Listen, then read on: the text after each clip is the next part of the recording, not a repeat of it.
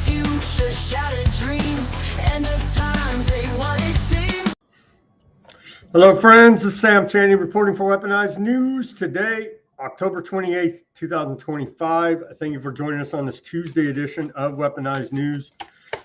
In this Halloween week, it's going to be frightful November 1st, as SNAP payments are not going to be issued by your U.S. federal government. So we await the coming food riots and looting. We do appreciate all of the criminal activity from those who contribute nothing to society, and our tax dollars prop it up. But seriously here, I got some comment, I think it was on Bitchute or Rumble yesterday. They're saying, how dare you support illegal alien welfare? What show are you watching? Did I misspeak or something?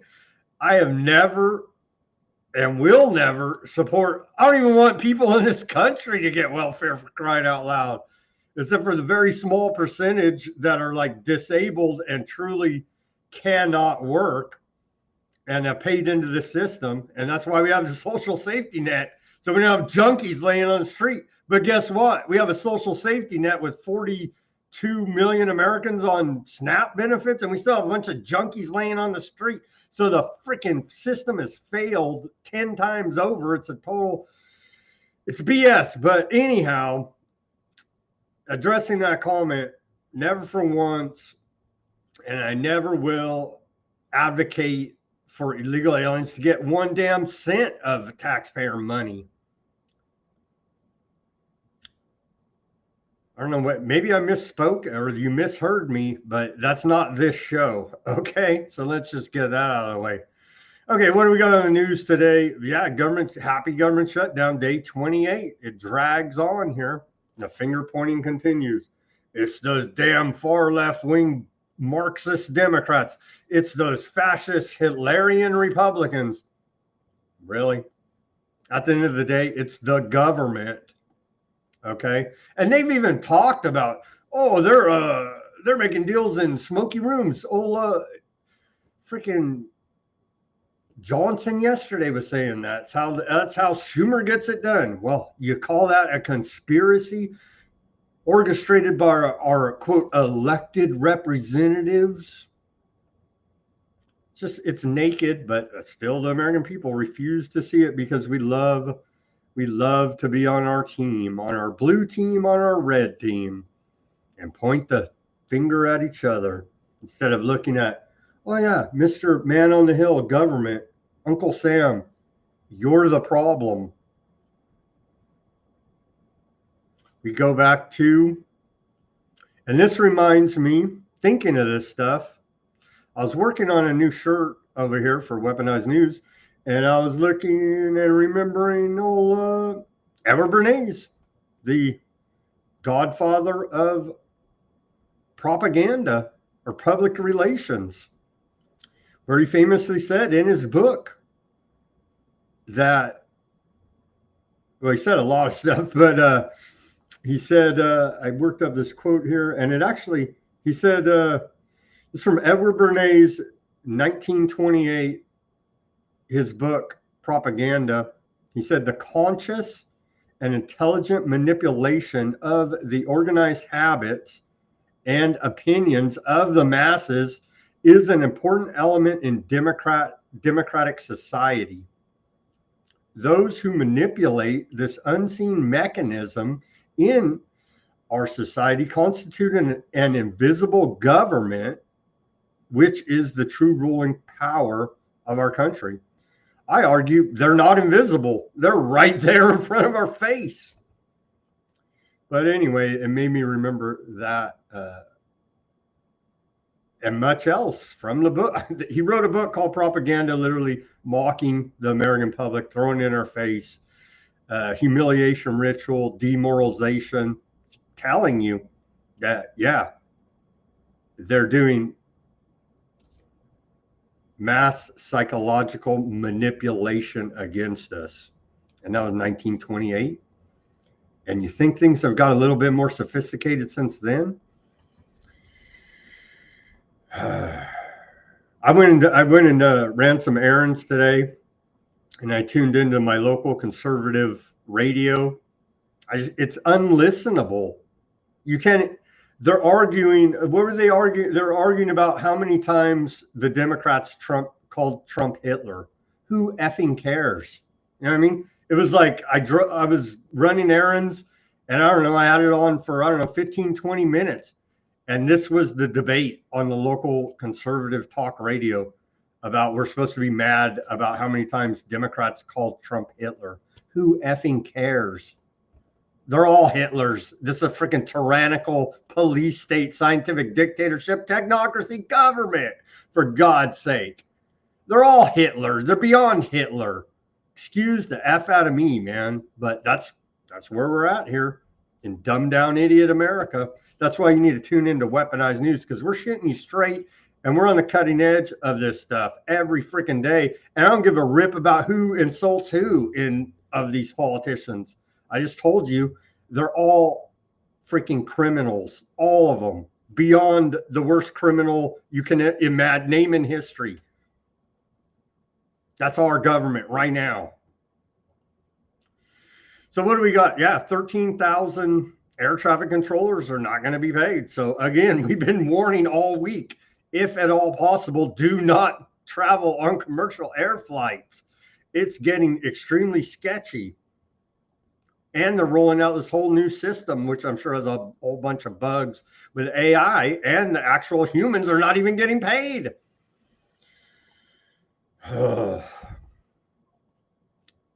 What do we got? We're gonna circle back, because we've been talking about Snap, and we're gonna circle back here, as old Raggedy Ann would say, and we're gonna circle back and take a look at corporate welfare, because I know that the conservatives just love to blow that one off. Oh, well, they're the great captains of industry. Well, guess what? They're all propped up by our tax money. You know what I mean? Maybe not all of them, but a lot. So we're going to go over corporate welfare today, as we went over the stats and data for whatever, Joe Blow citizen welfare yesterday. But don't you worry. They say we're stuck on this number here now. If you can believe any of the lying government data, we're stuck on this number, 2 million. Really? That's a far cry from the mass deportations needed to get all the illegal aliens out of this country and our immigration system cleaned up. 2 million and 1.6 were voluntary deportation. So this is what all this propaganda, all this BS from ICE Barbie, Department of Homeland Security, Trump, and all the rest of these jokers. What are we? We're like, what, 10 months in here now, 11 months in, and this is 527,000 illegals is all they've deported. Total failure. They're not going to fulfill that campaign promise unless something changes drastically. I don't see anything changing. So falling way short on deportation numbers, ready to get this thing straightened out. And then, as we continue to cover, they're using ICE, illegal immigration, quote, emergency or crisis. We'll just call it an emergency. They're using that as an excuse to build up the surveillance state, the police state, the technocracy. And you don't think they're going to use that on you and I and every other American citizen? Well, hell yeah, they are. And this is all part of the design of government. We're still waiting. They're saying somebody's going to get in trouble sometime from Biden administration. When? All we've seen is indictments of former Trump administration officials. So actually, you could point the finger at Trump, or I guess Attorney General out of New York. Who freaking cares? And conservatives are all up in arms about a socialist winning New York City mayor. If you're not from New York, what do you care? If that's what it's just the mindlessness here now that we face. of the left-right divide. It is extremely frustrating. So we're going to go over, we got some reports today about ICE abuse. We'll go over those. Of course, they're denied by the federal government. This big Category 5 hurricane, was it engineered? Can they stop it? I don't know. Is it an act of God? I think there's a lot of evidence out there that they could indeed at least dampen it down, tone it down. You know what I mean? But Category 5 Hurricane Melissa to unleash a life-threatening catastrophe in Jamaica. And thankfully, they're already, they don't even have to wait till the November 1st for the looting. They're already looting there in Jamaica. So thankful for that, right? So we got that to cover. What else do we got? We got what is going on with Maduro. There's a report out of the AP that there's this long plot to try to trick Maduro and kidnap him, essentially. Federal agencies, agents are trying to recruit one of his pilots to kidnap him. It's insane, man. Our government are the criminals, just like the Venezuela government are the criminals, just like every government are the criminals here now. But they're the government. They're the good guys. What else do we got? More fallout from Trump's Japan visit. We have a video apparently of him and the new prime minister over there, and apparently he snubs the Japanese flag. I don't know. We'll play the video. That's the thumbnail here, where he just walks. He salutes the American flag and then just walks by the Japanese flag like, what is this piece of crap? You know what I mean? And then the prime minister's there in the background, standing behind him like shocked. Anyway, we'll play that video. Let you guys let's hear what you think about that. And then of course, Simon from Flory, he's the only guy on the internet probably, so that's why we value his input so much here on Weaponized News. He's probably the only guy even watching this stuff, because I'm not. I'm sure a few others are, but our State Department don't seem to know, or they act like they don't even know what the hell's going on. But he put out this this video of Foreign Minister of Russia, Sergei Lavrov, where he's doing a press conference, essentially. High-level preliminary session of the Third Minsk International Conference on Eurasian Security, exactly is where this came from. And he mentioned specifically in this press conference the Greater Eurasian Partnership that Simon's been banging on about, and Weaponized News has been banging on about for a while here now. We first found it, or Simon first found it referenced in a speech by Putin in June of 2024. That can't be right. June 14th. I know we found it even earlier than that. Anyhow, we're going to play that again to reiterate the fact that this is the end game. And maybe the State Department would listen. I don't know. How can they not know this stuff? You know what I mean? We're just listening. Simon's listening to this guy's press conference going, wait a minute, they're telling you exactly the plan right here. But I guess it's like, they're like, well, we don't know why they keep shooting missiles at us. And they're like, and Yemen's like, because you guys are carrying on genocide there in a siege in Gaza. And they're like, we can't figure out why these maniac terrorists are shooting missiles at our ships. And they're like, because you're carrying out genocide in a siege in Gaza. Well, we just can't figure out why. Damn terrorists. You know, it's just, it has to be like that, right? Because they can't be missing this. Maybe the government shut down, all the State Department went home. I don't know. But we're going to cover it here at Weaponized News for you today. What else? A little bit geopolitical news. Couple here's and there's. We're going to cover what we missed yesterday, AI for war. And then, speaking again to the dumbfoundedness of we just don't know right what's going on. We can't figure it out. It's because they're damn terrorists. Well, you got JD Vance saying, what does he say? Let me quote him here directly. Where are we at here? JD Vance says the ceasefire is holding. That doesn't mean that there aren't going to be little skirmishes. Netanyahu orders military to carry out powerful strikes in Gaza Strip immediately, according to Sky News.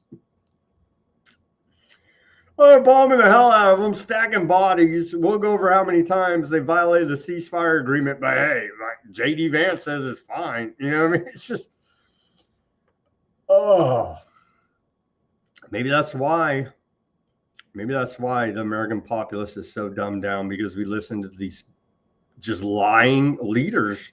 Trump, JD Vance, all of them, little Marco Rubio. There's liars, right? There's liars. So we'll go over all that. And yeah, they're whacking what earlier today, eight dead, 15 injured. Aardvark land attacks Gaza City. It's just, it doesn't end. But hey, that's an Aardvark ceasefire for you, as we saw previously with Lebanon. Oh yeah, ceasefire over there. Well, why do you guys keep bombing them every friggin' day? Well, it's to get the damn terrorists. But I thought you had a ceasefire with the Hezbollah terrorists or Lebanon. Man, well, they're terrorists. Oh, okay. But I thought you guys had a ceasefire with the Hamas terrorists. Well, they're terrorists, you see. Okay. We'll get into what all led up to this. The accusations back and forth between the Aardvarks and Hamas, which I swear are just one and the same. One and the same. And innocent people die. And that is the plan. So we'll go over all that reporting for you today. I wish it would be over so we could move on, but we have to keep covering this ethnic cleansing genocide program. Feels like, yeah, it is. It is.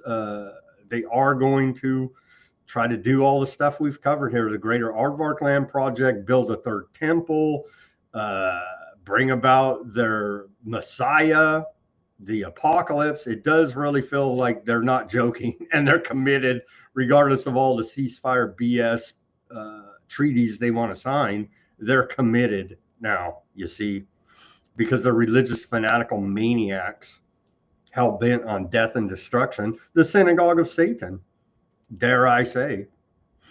So we'll cover all that. And then to wrap up the show, we do have some public health news for you today. Monkeys, a truck of monkeys wrecked in Mississippi, and they had all these infectious diseases. Like, what? Like, you can't make this stuff up. So escaped monkeys on overturned truck used for hepatitis C, herpes, and the bat testing. Like, what? Why is this stuff traveling on American highways? There's probably a drunk illegal alien driving the truck. You know what I mean? Just kidding. Just kidding. But that did happen, and we'll cover that. And then we'll wrap up this broadcast today with the documentary film, An Inconvenient Study, from Del Bigtree's outfit, Highwire, ICANN. And so shout out to them for this great production.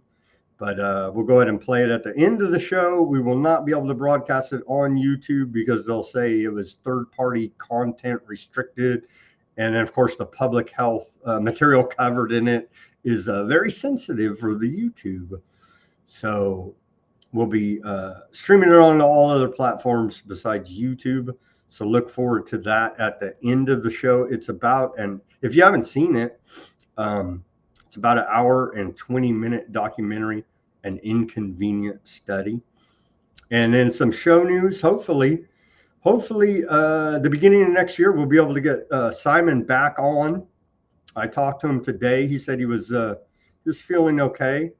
Just feeling okay. You know what I mean? So hopefully we can sort it out. And at the beginning of the next year, maybe have him on for a show a week or something like this for deep dive into his very valuable geopolitical analysis. And so we would appreciate adding Simon back to the show here if it is all possible, and that's what I'm hoping for in the new year. Okay, let's get to on this day in history of October 28th. We go back to the year 1646. On this day, we saw the first Protestant church assembly for American Indians established in Massachusetts. I'm sure the Indians really appreciated that. They're saving their souls, you know. And then in 1776, on this day, we saw the Battle of White Plains. George Washington retreats to New Jersey. Then a major development in the Industrial Revolution. On this day in 1793, Eli Whitney applies for a patent for his cotton gin machine used to pull cotton fibers from the seed. Very important invention there, the cotton gin. Patent applied for on this day, 1793. In 1831, on this day, where we at? 1831, another important invention, part of the Industrial Revolution. Faraday, the blacksmith's boy who changed the world. In 1831, on this day, Michael Faraday demonstrates his dynamo invention, an electric generator. In 1858, R.H. Macy and Company opens its first store on 6th Avenue in New York City with gross receipts of $11.06. 1858, Macy's opened there in New York. Then we go to where are we at? Well, we had a few battles, Civil War battles with some casualties. The Battle of Waxahachie, Georgia. On this day in 1863, 865 were killed or injured. And then the next year, 1864, the Second Battle of Fair Oaks, Virginia ends with 1,554 casualties. Then we move forward to 1886. On this day, the Statue of Liberty is dedicated by President Grover Cleveland and is celebrated with the first confetti ticker tape parade in New York City, celebrating the occult monument that is the Statue of Liberty there. We do appreciate that. And then I will argue here, this is government racketeering at its finest. Prohibition established in 1919, the Volstead Act is passed by Congress, establishing a nationwide ban on alcohol despite President Woodrow Wilson's veto. So he knew that it would create this black market of illegal bootlegging of liquor. And let's not forget, too, our beloved federal government poisoned a bunch of Americans to death by tainting their liquor. But it was all for your own good and your own public safety, you see. Then we fast forward to 1965. What was this Pope thinking? Maybe he's right. I don't know. 1965, Pope Paul IV proclaims aardvarks are not collectively guilty for crucifixion. Okay. He's not noticing very much, but that's what the Pope declared there in 1965. And we move forward to 2008. In the UK, 500,000 mortgage holders are left in negative equity after housing prices dropped 15% since the previous summer. So that's a really bad financial position to be in, to have negative equity in your home mortgage. And of course, that was part of the great recession financial collapse, too big to fail, too big to jail. We love the criminal banking cartel of 2008, if you can remember that.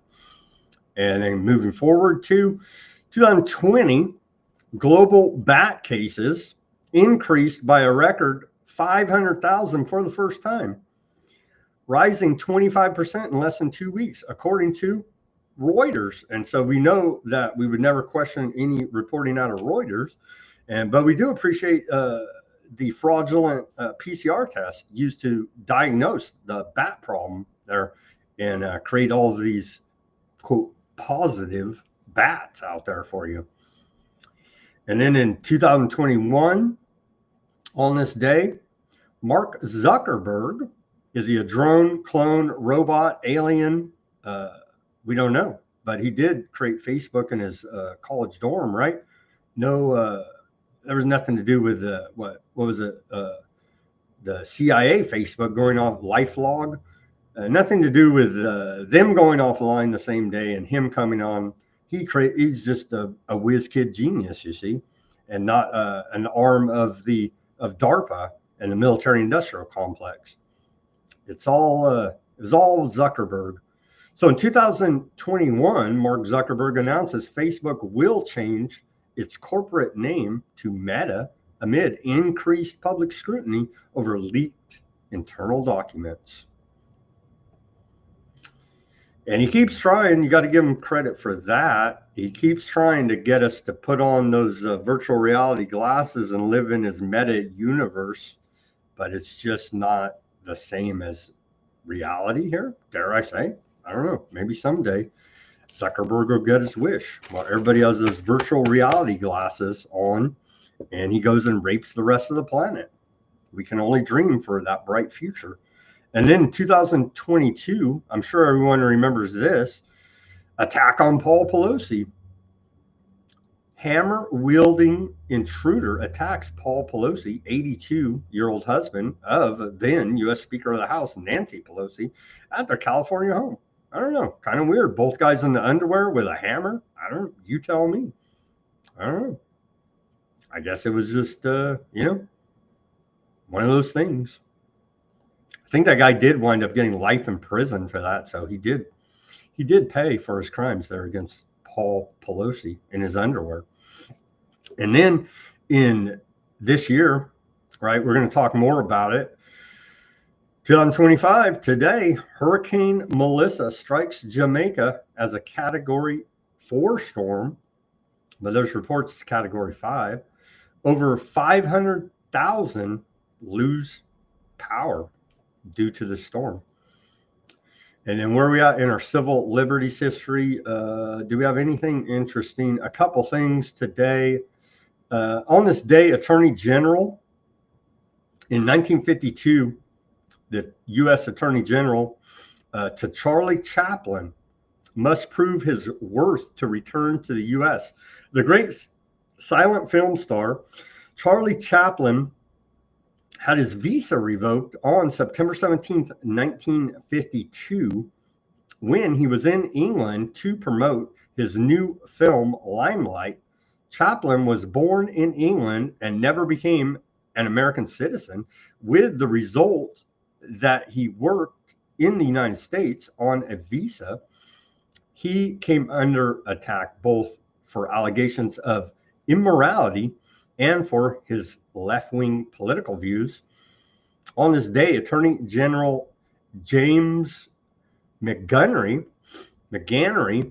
declared that Chaplin could be granted a visa if he could prove his worth and right to enter the United States. The Attorney General did not explain what, quote, worth would allow Chaplin to be readmitted to the United States. Chaplin did not return to the United States for 20 years, finally returning to receive an honorary Oscar at the Academy Awards ceremony on April 10th, 1972. The audience gave Chaplin a 12-minute standing ovation when he was given the Oscar. Well, isn't that just heartwarming?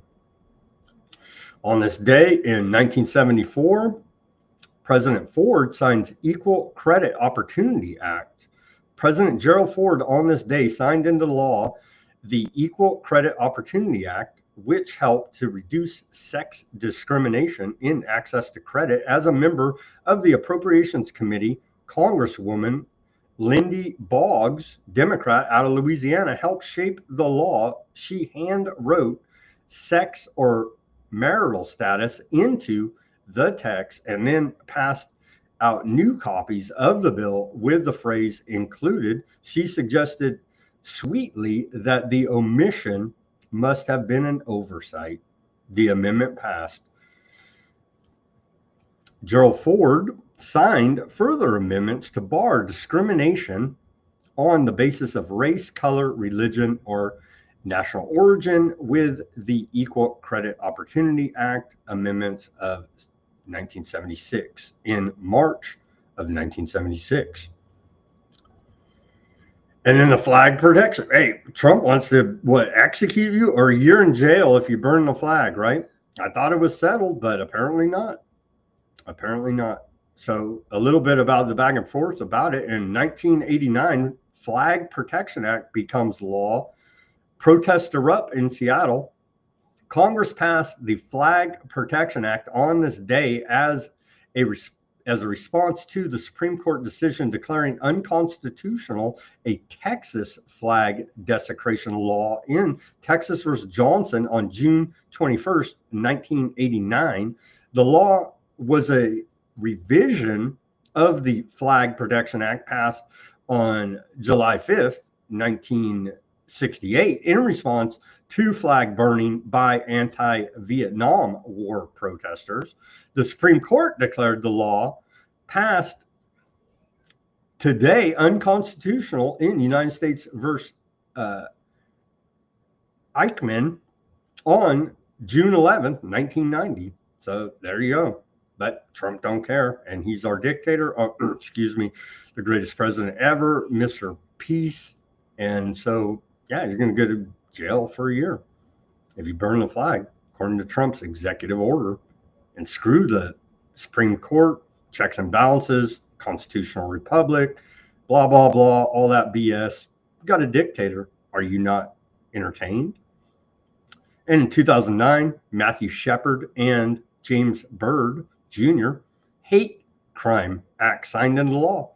President Barack Hussein Obama, Barry Soetoro, on this day signed into law the Matthew Shepard and James Byrd Jr.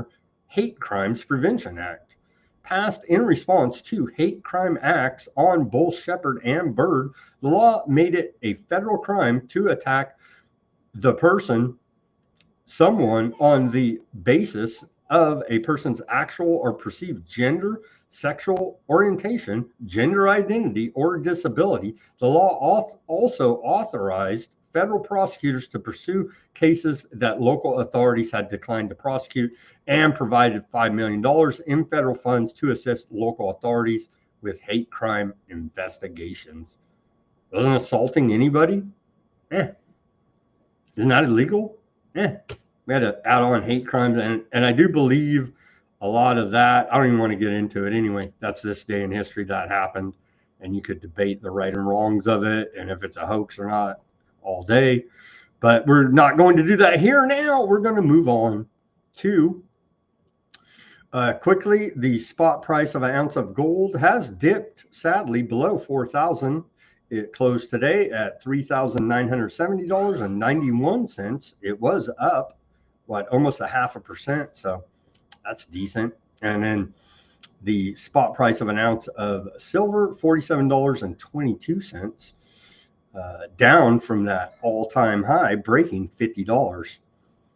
Okay, here's our segue to the news, and we'll get tagged for copyright when this has been made transformative by the White House, but YouTube doesn't care because the robots are running everything there. So just these images alone will YouTube will tag us with copyright when it's a video that's been clearly edited and made transformative by your federal government, our tax dollars, the White House. But yet you'll see, I'll show you tomorrow if you don't believe me. I'm sure you do, though. There's a copyright tyranny out there on the internet. where they don't honor fair use whatsoever. Every day, the Democrat shutdown drags on. President Trump delivers for America. This is propaganda from the White House. Every day I'm hustling. Every day I'm... Yeah, had to kill the music. It's made transformative into a whole different piece, but yeah, it kind of doesn't work with the without the audio. But they'll still tag me for the visual, probably for copyright violation. Think you're tripping. No, I don't know how they tie rap into Trump, but somehow, some way. All right. So, sorry about that Democrat shutdown video. Okay, so the White House told us earlier today, they say as the Senate heads into its 13th vote on the clean continuing resolution, Democrats face a clear choice: reopen the government for the American people or keep it shut down to give free health care to illegal aliens. And then here is Secretary Rollins of the USDA says the USDA does not have the $9.2 billion that it would require to keep SNAP benefits from running out. And unless Democrats vote to end their shutdown, food stamp recipients will not receive their benefits beginning on Saturday. Let's watch this clip. And so, are you going to be part of the food riots? Does the USDA have the money to keep this program should you choose to, or has the well truly run dry? 100% unequivocally, USDA does not have the $9.2 billion that it would require. There's not just pots of $9.2 billion sitting around. And what's particularly rich about New York saying that, or California, or any of these other blue states that have filed the lawsuit that say, oh no, we're going to go, you guys, USDA, go find the money, is it's their very friends, partners, colleagues, Democrat elected officials that continue to vote over and over again to keep the government closed. Again, shame on them. I cannot begin to understand what they're thinking. Even their own union, right? Even their own federal government employee union, I don't know the exact name, is urging their own Democratic leaders to open. She doesn't even know the name of the federal government employee union. Okay. The government back up. Listen, Chuck Schumer's getting paid. Alexandria Ocasio-Cortez is getting paid, but our air traffic controllers not getting paid. Our food stamp recipients are not going to get their benefit beginning Saturday. Our law enforcement, those that are keeping us safe, not getting paid. It's just, it's unbelievable. And I've never seen anything like this. It's surely they're going to change their mind and vote to open. Yeah, surely. They're not keeping us safe, by the way. A lot of comments today. Shout out to everybody in the comments. And I was able to integrate the old Rumble chat today. So I see you guys over there. Thank you for tuning in on Rumble, YouTube, Kick, every other platform that we're on. I think those are Bitchute, of course, X, Facebook. And so I do see quite a few comments here. Thank you guys for the comments. What do we got? Yeah, they're doing the monkey thing again. We'll cover that report. They're doing. Yeah, I do remember there was this another a couple of years back of these infected monkeys, and the truck wrecked, and they're running around the woods. People are like, "What the hell? There's infected monkeys?" Yeah, well, trust your public health department. I guess this is probably be blamed on the government shutdown as well. So fully operational today with everything working, apparently. What do we got? What else do we got? Quite a few comments. Thank you guys. Keep them coming. I'll try to catch up here and try to get through as much news as I can. Do the monkey time. Shout out to the shout out. Palladium. I don't know why I can't pronounce plutonium. over there on the YouTube. Shout out to the shout out to the shout out. All right, thank you guys. Snap baby mamas, tough titties for you. See, old Fat Bob writes some comments. I don't know if we can quite read on the air here, but I do appreciate the comments. Oppenheimer was one POS movie. Yeah. My wife hated Oppenheimer too, so you're in good company. I was like, it's okay. You know what I mean? There's another one with Paul Newman about making the bomb. I forget fat. What is it called? I forget the name of it, but it's the name. I believe it's the name of the bomb's Fat Boy. And anyhow, I think the one with Paul Newman as like the head army dude directing the whole thing. I forget the guy's name, but I think that was better than Oppenheimer. Anyhow, I don't know how we got off on that. Plutonium. Thank you. Yeah, Fat Man and Little Boy. Good film. Yeah, see? You guys know what I'm talking about. All right, let me call me PP. Okay, PP. We got to get to this news. I can't get caught up in the comments there, even though I love them from you guys. Okay. Well, here's Gavin Newsom, dictator of California, telling us out it's democracy, and they're rigging they're rigging up the voting, the congressional districts as we speak here, Prop 50 in California, and they scream in your face. And Newsom's bragging. You got all these out-of-state donations. It's California democracy, and it's like it's a corporate technocracy is what we're in here now, and there is no constitutional republic, representative democracy. That doesn't exist. And so stop living under these delusions. This is 2025. Grow up. I know our audience knows that, but tell your friends, family, neighbors, and acquaintances it's time to grow up and be adults and see things for what they actually are, and not live in this delusion of patriotism. Governor Gavin Newsom sues Trump administration for illegally denying SNAP benefits. Let's hear. Trump's upset with the SNAP baby mamas. This ends when Donald Trump decides to get back on a plane and come back to the United States of America and in good faith negotiate with a co-equal branch of government. He'll have time on the plane, and I would encourage him to read the Constitution of the United States of America. 3 co-equal branches of government. Popular sovereignty, the rule of law. President Trump, it's the rule of law, not the rule of Don. This ends when Donald Trump.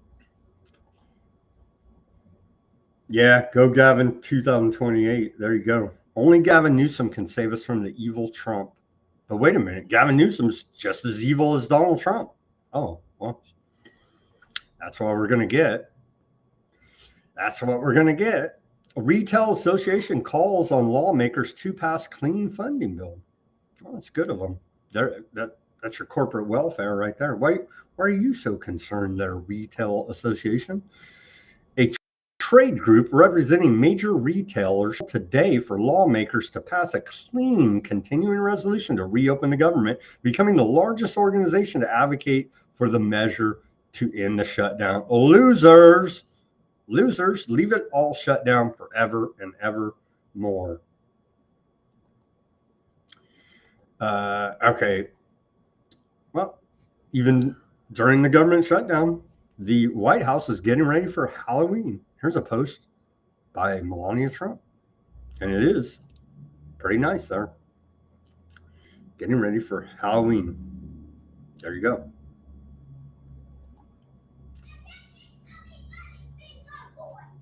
Somehow they found a way to pay whoever set that up. Peace through strength, you see. This is from the White House propaganda.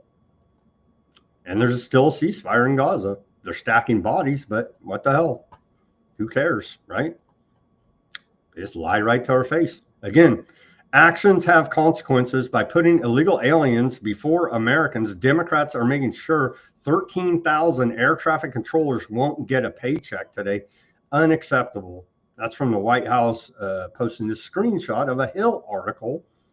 A big fat zero for air traffic controllers should be unacceptable.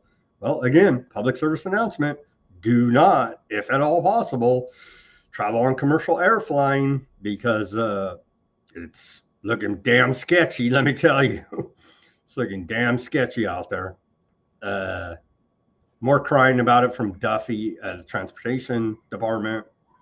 Yeah, and this is where I want to talk about corporate welfare, because we talked about SNAP baby mamas and all this, and there's a 42.1 million Americans are on supplemental nutritional assistance program. Hey, but the economy's booming in a golden age. That's what Trump tells us. Why are so many people dependent on the government to eat? The system has failed. It's all a lie. It's a crock of shit. Sorry to tell you, these numbers bear that out. These numbers bear that out. But let's go look at today. Let's look at corporate welfare. Let's look at corporate welfare. And they hide it in all these agencies, as Doge did expose quite a bit, but it's hidden in nice sounding programs like subsidies. You see, the USDA Farm Subsidy Program, the USDA Market Access Program, USDA Rural Utility Service, the Department of Energy Subsidies Program, Department of Energy Advanced Technology Vehicles Manufacturing Program, Department of Energy Carbon Capture and Storage Program, Department of Energy IRA Energy Programs, Commerce, Economic Development Administration, Broadband Subsidies, Department of Commerce Advanced Technology Program. That's a big grants to build out the technocracy. We do appreciate that. Department of Transportation, grants and aid for airports. And so all these little carve out pork barrel, and it's just, and the dollar amounts are in the millions, some in the billions, most in the billions, actually, when you look at this. And it just goes on and on and on. You don't even know this stuff exists, right? The EXIM Bank, export financing loans for exporters. And they, Boeing. Well, we know the military industrial complex needs those funds. And it just goes on and on. But here are the top companies receiving government subsidies, essentially corporate welfare whores. And they're raking a lot more than baby mama on SNAP benefits. Let me tell you here. Since 2000, the new millennium, right? U.S. companies have received over $100 billion in disclosed subsidies, tax credits, grants, and abatements. Here's the top 20 for you as of the data that we could get. This is as of November 2024, so like a year ago. The data lags, right? And this is in the aerospace, tech, automotive, and energy sectors. They dominate the corporate welfare here. Let me just blast through them here. Boeing, in that time frame, 24 years, right? From 2000 to 2024. So 24 years. Boeing can't keep a door on a jet, but they've received $15.5 billion in taxpayer money, subsidies. Intel, which United States federal government now owns, what, 10% of the company there now? Fascism, anyone? I don't know. You tell me. It's MAGA. Is how we make America great, by the U.S. government being shareholders in these companies. Anyway, let me blast through these. Intel, tech and media, $8.4 billion in that time frame. Ford Motor Company, $7.7 billion. General Motors, $7.5 billion. Micron Technology, $6.8 billion. Amazon, $5.9 billion. Alcoa, $5.7 billion. We do enjoy their toxic waste dumped in our public drinking water supply called fluoride from Alcoa. We do appreciate that, and that large amount of taxpayer money that props them up there. Chinnery Energy, $5.6 billion. Foxconn Technology Group, $4.8 billion. Venture Global LNG, $4.3 billion. Texas Instruments, $4.3 billion. Volkswagen, well, that's an American company. We did not see them, rigging in emission standards, if you remember that scandal. Out of Germany, no less, $4.1 billion. Sempra Energy, $3.8 billion. NRG Energy, $3.4 billion.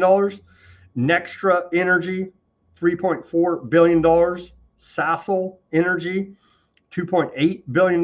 Tesla, old Elon Musk, Mr. Technocracy there. Hey, remember we got that? We shouldn't even complain. We got that $5,000 dose check from the waste, fraud, and abuse that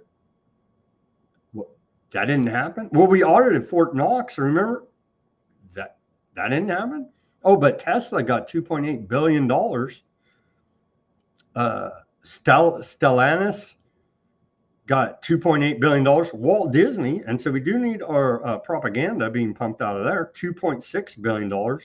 And then Nucor, $2.6 billion. So, yeah. And then state level corporate welfare. States provide billions in incentives, often for job creation or factory relocations. We're seeing this being abused to the nth degree now by these data centers. Who cares? You don't need water, energy. We need these freaking AIs to take our jobs and build the weaponized Terminators to freaking wipe these people out, right? That's the program here now. New York, over $10 billion in disclosed subsidies since 2000. I'm sure the New York state taxpayers appreciate that. Texas, billions for energy and manufacturing. Washington state, aerospace tax breaks worth billions for Boeing. Louisiana, and this is just a summary of a few.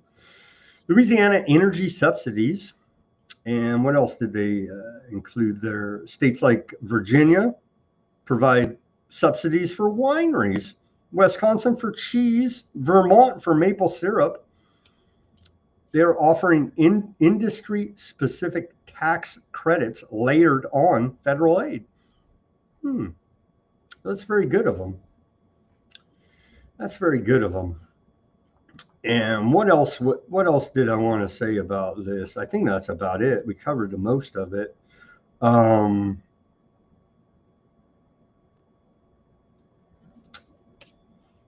the giant bailouts during the medical intervention period as well. If you could remember all that, the PPP loans, the other bailouts, and it just goes on and on. And there's so much, they'll never track down all the fraud from the bat bailouts caused by a bat, right? No, it's caused by the government shutting everything down is what it was caused by, not some bat. So when we think about baby mama snap, let's also think about the billionaires here at the Fortune top 20 here of government subsidies since the year 2000. Let's keep these characters in mind as well. At least the snap baby mama's trying to do something, maybe with a kid, feed them. I don't know, maybe. It's probably all just for heroin, right? I don't know. But anyway, these guys are definitely up to no good, that list that we just went through. All right, let's continue here. Let's keep all this in mind as November 1st is fast approaching. Somehow, some way, the government will save us from the crisis it engineered. And then we'll celebrate them all. Chuck Schumer is a great hero. Trump saved America again. But the government created this crisis. Who cares? You know what I mean? America. Okay, so even though the government shut down, apparently there's still funding for the wall that may or may not be being built to keep us in. Can it keep illegals out? I don't know. They've militarized the southern border.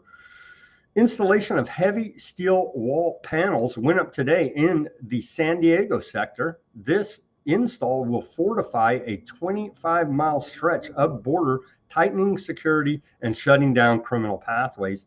I've been down there to San Diego border section, and places I had access to were pretty damn secure. I'm sure there's some more places outside in the country that are not where they're building this wall, but there's a nice little bridge you walk over there and get to Mexico back and forth. Border wall construction, San Diego sector. There you go. And they're going to paint it black, right? They're going to paint it black. Yeah, border wall way after facts. Sam, send their offspring off to get meals, not from mama, but from from school lunch program. That's wicked, man. These kids have no say because they got deadbeat parents. You know what I mean? And you want to send them off to get GMO-laden, pesticide-laden school lunches. That's a cruel punishment for these poor children. Sadly, their parents need to stop being deadbeats, honestly, here now. And again, this is why you should not ever be dependent on government if at all possible. But as we know and have seen, many have made it a lifestyle. And now November 1st is going to be a day of reckoning. Maybe prepare. I don't know. You know what I mean? Prep a little food, some canned food. I don't know. Yeah, just wait for your welfare. Okay, so now this is the government numbers. Department of Homeland Security posted this from Fox News. They say removal of illegal aliens from the United States, 1.6 million. They've been on this number for what, a month now? So that should have went up, right? 527,000 deportations, they tell us, total 2 million. Yeah, not even close to what it's going to take to clean up all the illegal aliens in this country. They say, make America safe again. This is just the beginning. The Trump administration is on pace to shatter historic records and deport nearly 600,000 illegal aliens by the end of President Trump's first year since returning to office. Well, they got about 2 months left here now. But they're not doing the mass deportations as we were promised, i.e.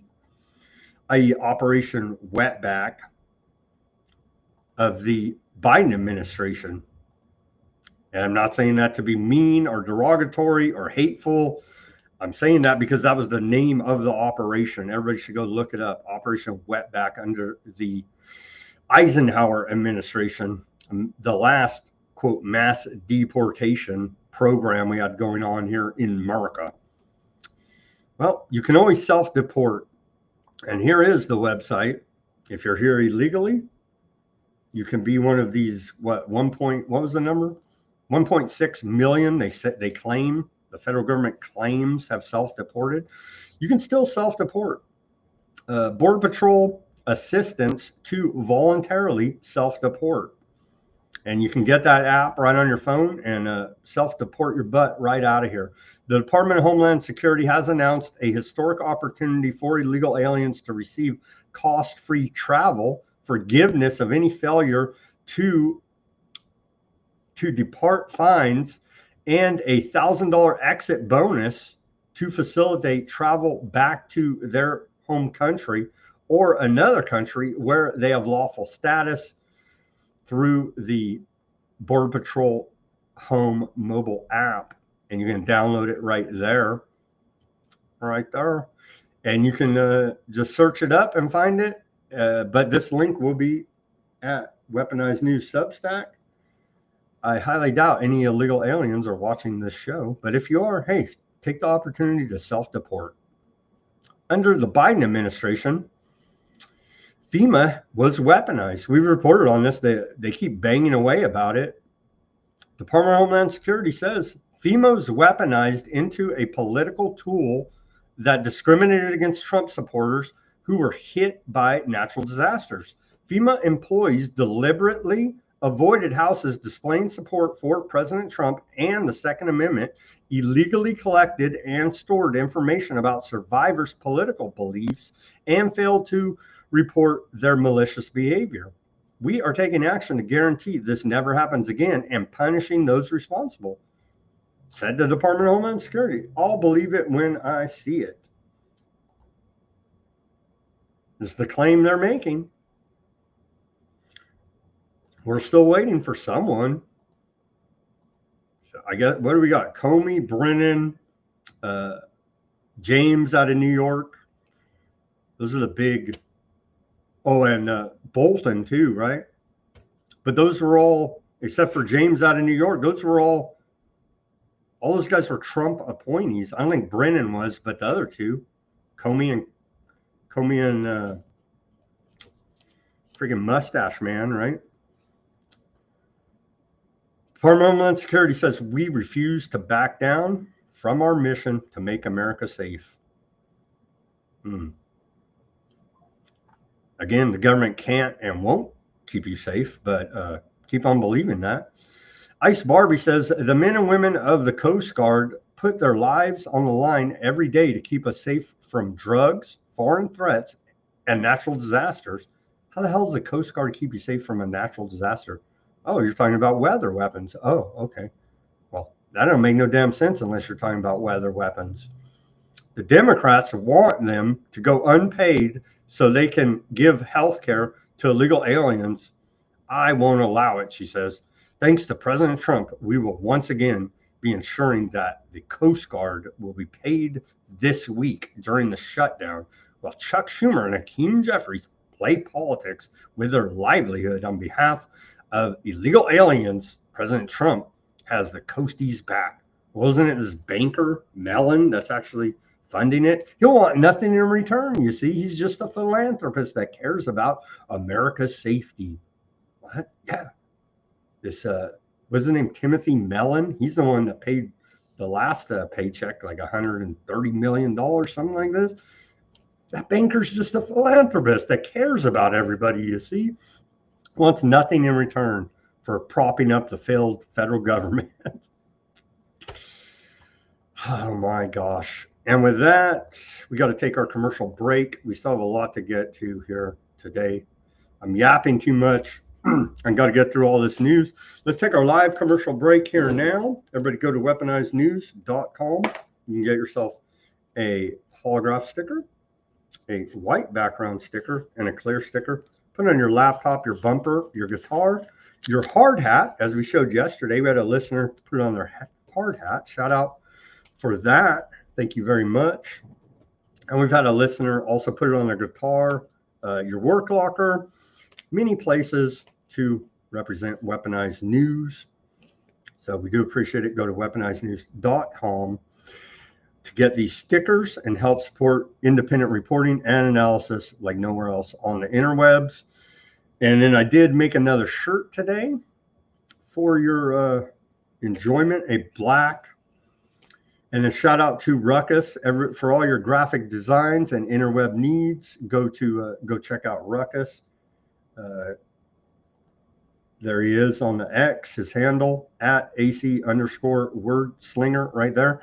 Go hit up Ruckus for all of those interweb needs, graphic design, and other things that you may be needing, as he helped me with this, do the white outline around the Weaponized News logo and allow it to show correctly on black shirts.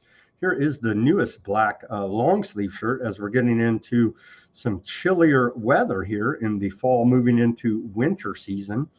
Here's the latest addition to the Weaponized News store right here. And again, thanks in part to Ruckus graphic design work. But right there, black long sleeve shirt with your Weaponized News logo on it.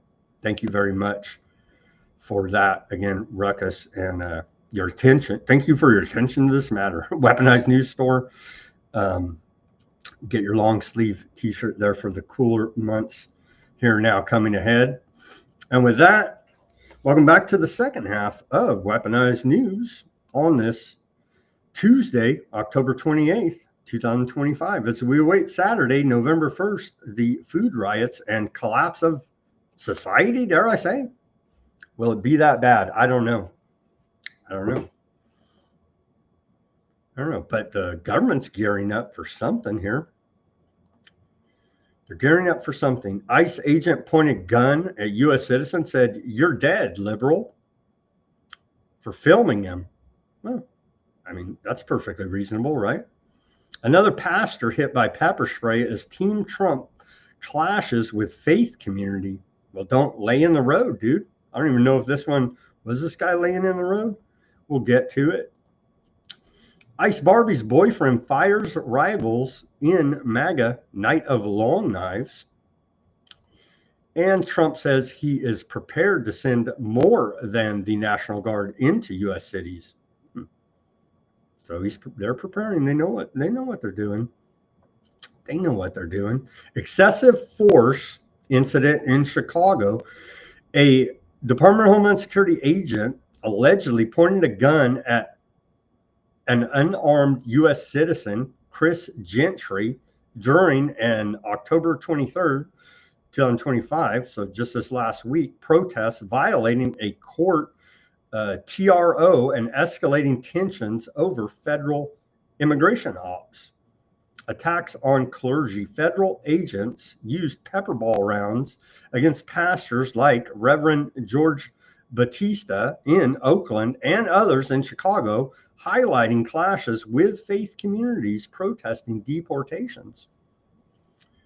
Hypocrisy on religious protections. The Trump administration's anti-Christian bias task force contrasts sharply with agents targeting clergy, drawing criticism for partisan double standards. Well, you lay in the road in the driveway of these ICE facilities, they're going to whack you with pepper ball and probably beat your ass and maybe just run you over. So just saying. ICE internal purge. Secretary of the Department of Homeland Security, Kristi Noem, and Corey Lewandowski ousted field leaders for low deportation numbers, shifting to aggressive, quote, blitz tactics modeled after the Border Patrol's program put forth by Gregory Bavino. Well, they need to do something. We keep saying you got all your propaganda and hype ain't getting these people and getting these illegals out of this country now, is it? Deportation goals and tactics shift.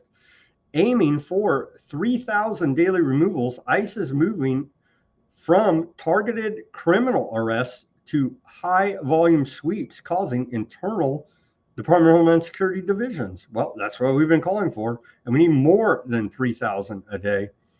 Rumors and personal dynamics. Persistent allegations of a Noem-Lewandowski affair add intrigue to their roles in enforcing Trump's agenda despite past scandals. Trump's military threat. In Japan's speech yesterday, Trump signaled readiness to deploy active duty military beyond the U.S. National Guard into cities for crime and immigration control. Well, they're saying there's going to be food riots on Saturday. So, defense of sea strikes. Trump justified U.S. military actions against drug smugglers, claiming success while rejecting claims of innocent casualties. Legal and public backlash. Incidents face court challenges, including Bavino's hearing over tear gas use and experts' warnings of illegal militarization and public radicalization. Broader implications. These developments signal intensified federal overreach, potential erosion of civil liberties, and deepening divides between the administration, local leaders, and the public. And there's video going back and forth. We're going to skip that, all this. So, yeah, we covered it. There was, they had, a riot there in Chicago last week. We covered it. And so they're fighting back and forth. The Department of Homeland Security is fighting back and forth with the media, calling them fake news, and the media saying you're fascist. So there you go. There's that as we await Saturday. And will we see, is all this engineered for martial law? It's starting to look that way now, isn't it? Category 5 Hurricane Melissa to unleash life-threatening catastrophe in Jamaica. Some headlines out of AccuWeather. Let's take a look. Quite a headline there.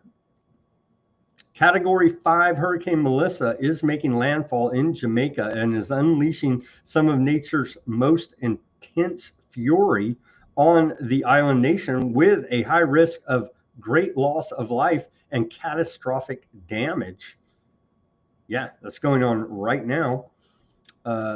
Melissa's core moves off Jamaica as hurricane takes aim at Cuba. Well, they're damn commies there, right? Hurricane Melissa heading toward Cuba, Bahamas, following catastrophic strike on Jamaica. Category 5 is no joke. Jamaican officials declare disaster area as Hurricane Melissa leaves 7 dead, 500,000 without power, heading toward Cuba. Here's the trajectory of Hurricane Melissa. Boom, boom, boom, boom. Whacked them, right? I don't know. Pretty sure we got technology that can, at the very least, steer these hurricanes, if not kill them, if not intensify them. Where's the, I guess the government shutdown. So, but old Ice Barbie told us back here, where was this post? She said right here. She said right here. Right? She said, the men and women of the Coast Guard put their lives on the line every day to keep us safe from drugs, foreign threats, and natural disasters. So is that implying weather weapons? I don't know. They drove this thing right into those damn commies in Cuba. And then there's the eye of the hurricane, of course, right there, looking pretty damn wicked. And thankfully, there is some looting being reported going on there as we prepare for Saturday here in the mainland of America. Looting begins as Hurricane Melissa hits Jamaica.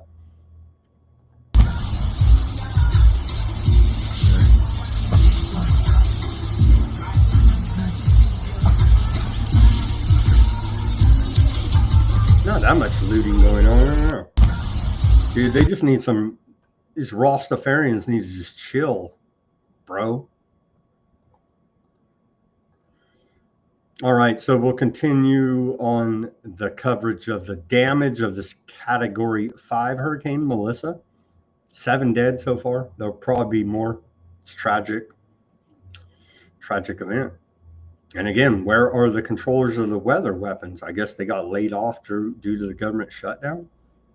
Okay, on to, well, this classic from Chuck Schumer. We'll show it again. Every day gets better for us. Chuck Schumer. Indeed. Indeed, Chuck Schumer. And then continuing. Where are we at here?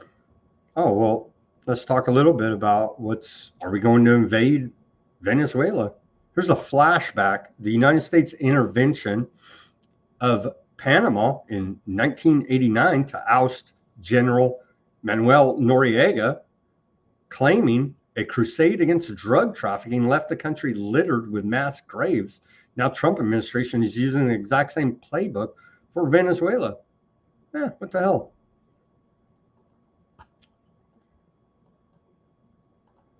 Let's watch this clip. The goal was not to level the place, but to minimize damage to property, and most important of all, to minimize casualties. And that was accomplished. My daughter did not belong to any group. She had nothing to do with Noriega. She was innocent. She had nothing to do with all of this, and they killed her. In the months following the invasion, Panamanians were shocked to discover the existence of mass graves where hundreds, perhaps thousands of bodies were hastily dumped into pits and buried by U.S. troops. There was a report of what some were calling a mass grave, which I think is a term that is imprecise.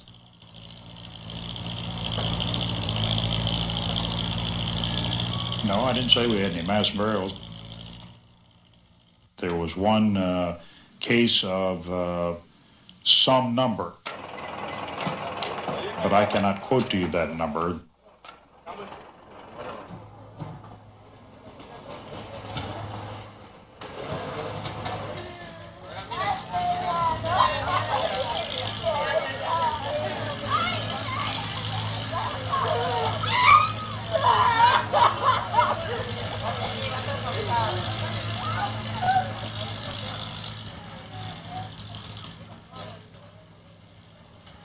To date, there have been 15 mass graves that have been identified throughout Panama.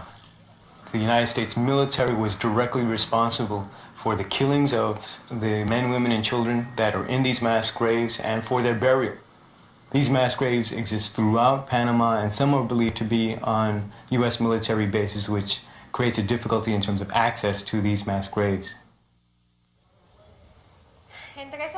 Among these corpses, we found many young people, 15, 16, 18 years old. We found people in their 60s and in their 70s. We found people killed by a shot to the back of their heads, dead with their hands tied, dead with casts on their legs or on. There you go. U.S. government would never do such a thing. They're just a bunch of damn drug traffickers that are in old Noriega's Panama working for the CIA, right? Yeah. And that brings us forward to today. Trump's threatening Venezuela, Colombia, Ecuador. The Colombian president, Petro, said they could still use Mossad, CIA, or DEA to extract me and imprison me. And kind of falling in line with this story here. Well, Secretary of War Pete Hegseth, again, bragging about killing people, extrajudicial assassinations. Again, you should care. Trust the government, or maybe they point the finger at me and you and say we're freaking narco trafficking terrorists. And then MAGA just cheers it on. Well, I guess Sam was a narco trafficking terrorist. They whacked him, so good for them. You know what I mean? They're like, but there's mass graves. Well, they're a bunch of terrorists too. So Pete Hegseth says, at the direction of Trump, the Department of War carried out 3 lethal kinetic strikes on 4 vessels operated by designated terrorist organizations trafficking narcotics in the Eastern Pacific. The 4 vessels were known by our intelligence apparatus, who never lies to us, in the never-ending war on terror, transiting along known narco trafficking routes and carrying narcotics. 8 male narco terrorists were aboard the vessels during the first strike. 4 male narco terrorists were aboard the vessel during the second strike. 3 male narco terrorists were aboard the vessel during the third strike. A total of 14 narco terrorists were killed during the 3 strikes. Rule of law? Due process? Who effing cares? We're keeping you safe. All strikes were in international waters with no U.S. forces harmed. Regarding the survivor, Southcom immediately initiated search and rescue standard protocols. Mexican search and rescue authorities accepted the case and assumed responsibility for coordinating the rescue. The department has spent over 2 decades defending our other homelands.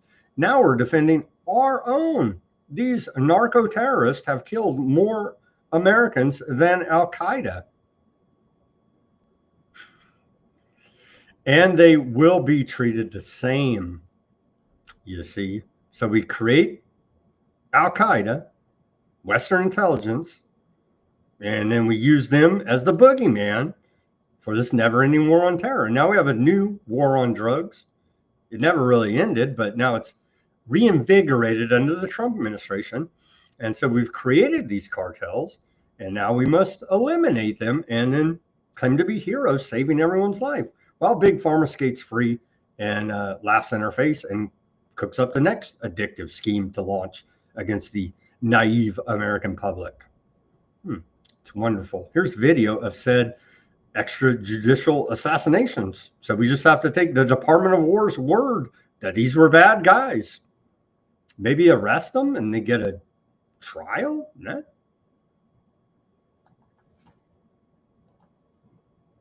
No audio on these.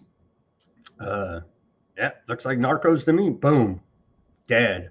Well, where's the evidence? We blew it all up. Just trust me, bro. I'm the Department of War.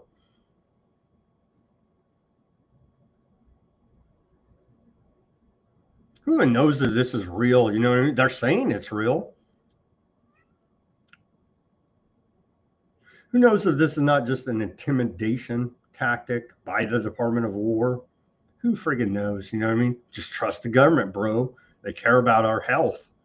U.S. military officials required to sign non-disclosure agreements tied to a Latin American mission. And remember that one, the head dude of Southcom resigned. Remember? He's like, I don't want no part of this.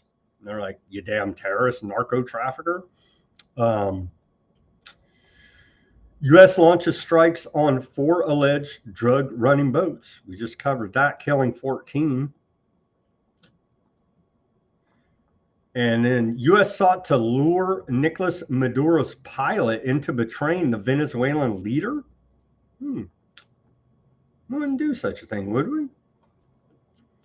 Military secrecy measures. The United States military officials are signing non-disclosure agreements for Latin American operations alongside Pentagon policies restricting congressional and media access under Defense War Secretary Pete Hegseth. We're still trying to sort out the name change here. Why would they need a because they're totally legit liberating Latin America from terrorist narco drug traffickers. Why would they need to sign a non-disclosure agreement? Escalating strikes on drug vessels since early September of this year. The United States has conducted 13 strikes, killing at least 57 people, with the latest yesterday targeting 4 boats in the Pacific, killing 14. They're on both sides, the Atlantic and the Pacific. Well, significant U.S. military buildup deployment includes the Gerald Ford carrier group, F-35 jets, a nuclear submarine, supersonic bombers, and over 16,000 troops.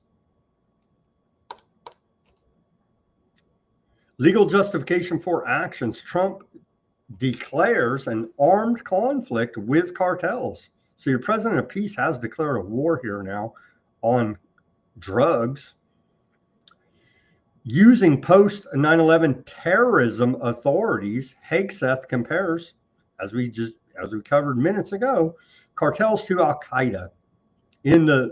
But he's not comparing them the same way I'm comparing them. Inventions of Western intelligence. Accusations against regional leaders. U.S. links Maduro and Petro to the drug trade, doubling Maduro's bounty to $50 million and sanctioning Petro, who denies any involvement in the drug trade. Covert Department of Homeland Security plot, CIA plot, government plot to capture Maduro. An attempt was made to recruit pilot Bittner Vigalas to divert Maduro's plane for arrest, spanning 16 months, and involved encrypted outreach and plane seizures. I think I do remember where they seized that Venezuelan plane. I forget exactly where it was, but Apparently, this guy didn't want to turn on Maduro and kidnap him for the federal government. Failed recruitment and public tactics. So he rejected the proposal by the CIA. Regional criticism and tensions. Mexico's President Sheinbaum condemned strikes for violating treaties. Operations strain ties with Colombia and fuel Venezuelan invasion fears. Intelligence and broader implications.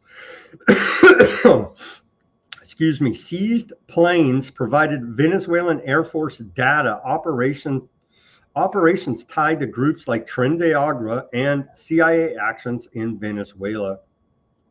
Potential for further escalation. We played this clip yesterday. Senator Lindsey Graham, closeted Rainbow Man out of South Carolina there, hints at upcoming briefings on military operations against Venezuela and Colombia, hoping for Maduro's peaceful exit, but doubting it.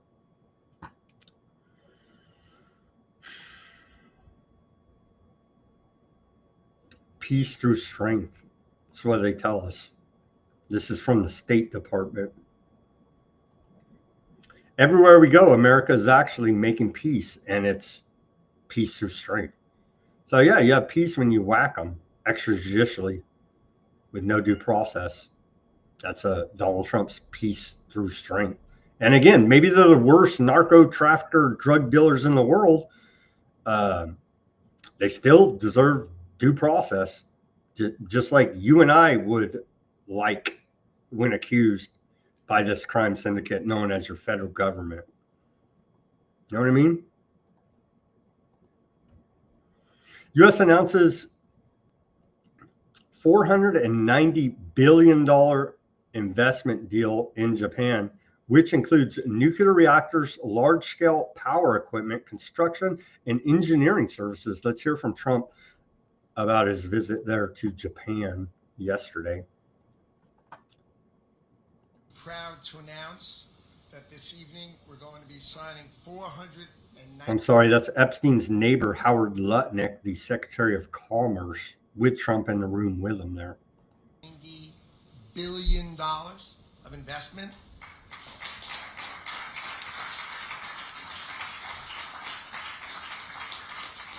So I'm sorry I left you down. I didn't get to 500 billion. I came a little short, but we'll get there. Anyway, so these deals are driven by the Japanese Strategic Investment Initiative, which was created by your tariff policy and by your historic trade agreement with Japan.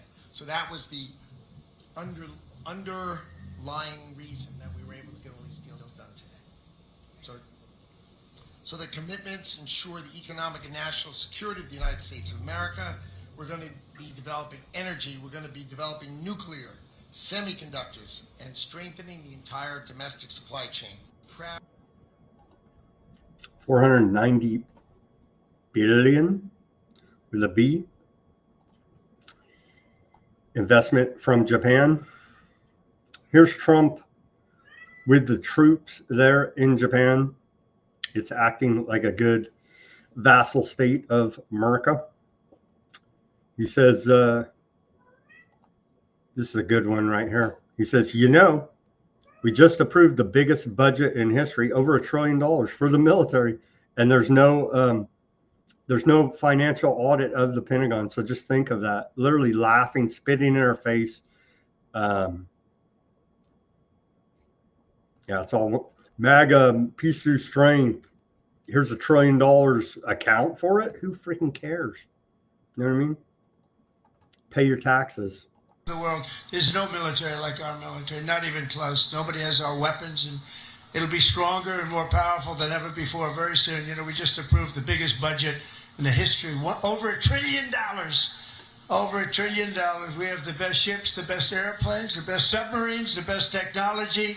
But above all, we have America's military. It's the best people. It's all about the people, ultimately. You have to work all of that. Yeah, and we don't even know. We can't account for $1 trillion, and we just laugh and spit in your face and say peace through strength. So it's all wonderful. MAGA, deserves the Nobel Peace Prize. I think we have a clip of him bragging. He stopped every war in history now, he's claiming. No, that's an exaggeration by me, but it's getting ridiculous here now. Claiming victory over the console gaming wars yesterday. Here's Trump dogging, snubbing, disrespecting the Japanese flag. And check out the reaction from the Prime Minister here. Take a look at this and see what you think. Literally humiliation ritual, demoralization, literally slapping Japan in the face. You're a little bitch, vassal state. I don't know. You tell me. Or Trump's just, is he out of it? I don't know. Is this intentional disrespect, or is Trump like not together, as reports say that he's suffering from, problems being older, dementia, and other issues? I don't know. Take a look at this clip.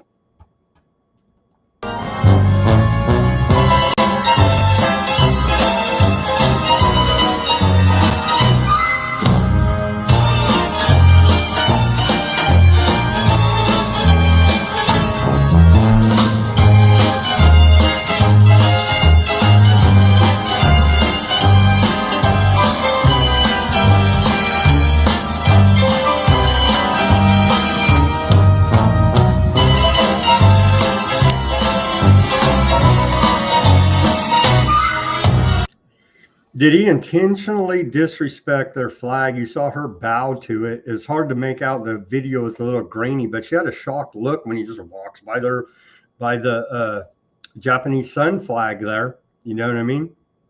I don't know. But as in the thumbnail of the show. Okay. So, yeah, establishing Japan as a vassal state there again, with almost $500 billion investment, they say, and $1 trillion to our military. It's also wonderful, isn't it? Of course, none of it can be accounted for, but make sure to pay your taxes during this government shutdown, or the IRS will be talking to you. Okay. On to, again, this is from Simon, and he wants us to listen to the first 5 minutes. This is Foreign Minister Sergei Lavrov's remarks and answers to media questions on the outcomes of the high-level preliminary session of the Third Minsk International Conference on Eurasian Security. And he tells us what the end game is there between Russia and China, the Greater Eurasian Partnership. Let's take a listen to the first 5 minutes of this and try to catch it at about the 2-minute and 10-second mark. Again, we've created Weaponized News. We've created documentaries about this. It's on our YouTube. And so we've been documenting, Simon has brought it to my attention, and working together, we've been documenting that this is what's going on. This is the big plan there that the State Department, they just don't seem to want to acknowledge what's going on. Why are they building this partnership? Because they're evil Russians. You know what I mean? That's the answer. Why are they shooting rockets at our ship? Because they're evil terrorists. You know what I mean? That's the answer. Well, obviously. Here's Lavrov. Thought process so that we can overcome obstacles that have been artificially created on the path towards an effective development of the economy, of the social sphere, of logistics. In this massive continent, a very wealthy continent as well. As you know, we've heard foreign ministers of Hungary, Myanmar, of Korea. We had a special representative of China speak here as well. We're also waiting for speeches by representatives of India, Iran, United Arab Emirates, Cambodia, Iran, and of course the General Secretary of the CO, the CSTO, and other integration bodies which through natural processes of establishing ties with each other and developing mutual projects, are expected to become part of this Eurasian architecture of security, which must have an economic foundation as well, a logistical component too, and will be a strong foundation for developing an architecture of security. 48 delegations are represented here, 48 countries, and this conference will be dedicated to developing all aspects that have to do with the relevant issues that have to do with developing the Eurasian continent.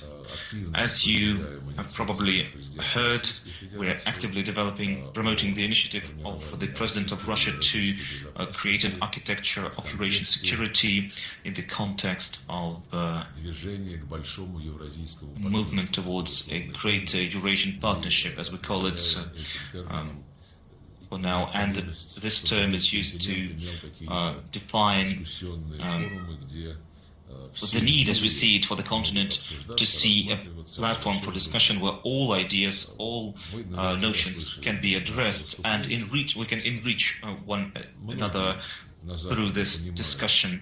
Many in the West understand the importance of the Eurasian continent, but unfortunately the Western countries and NATO countries primarily are not ready to engage in dialogue on the basis of mutual respect and mutual rights, equal rights, indivisibility of security on the entirety of our geopolitical space. Instead, NATO countries want NATO bodies to spread through the rest of the continent, including the Pacific region of the continent, and create closed, limited blocks, basically military unions there, thereby undermining the open architecture created for decades by the countries of ASEAN and other integration bodies. And now NATO countries are trying to thwart these positive processes promoted by ASEAN and others, and promote only their own interests, which have to do with containing the rise of China, Russia and other players in the region, or any agent, any country in the region that wants to have its own independent policy that's based on national interests. So in conclusion, I wanted to say that our Belarusian friends have promoted the idea of the Charter of Multipolarity and Diversity in the 21st century. We, as well as some other countries, have expressed our interests in developing this idea. It will take some time, but more and more countries share this idea. And so this concludes my speech. Now. So that's what they're working on, the big deal there, the greater Eurasian partnership. And again, thank you to Simon. We would not even know this unless he was watching that, tracking this stuff for the deep geopolitical analysis that no one else on the interwebs brings you, and especially not our State Department. That's for damn sure. And that video only had like 2,200 views. I don't know, we're like this close to direct war with Russia. You'd think somebody would care. Nobody even freaking cares. You know what I mean? So now they're saying, what, the last couple of days they're saying the peace summit in Budapest, Hungary, between Trump and Putin was off. Now today they're saying it's on again. So hopefully it is on. They stop killing each other over there as tensions continue to escalate.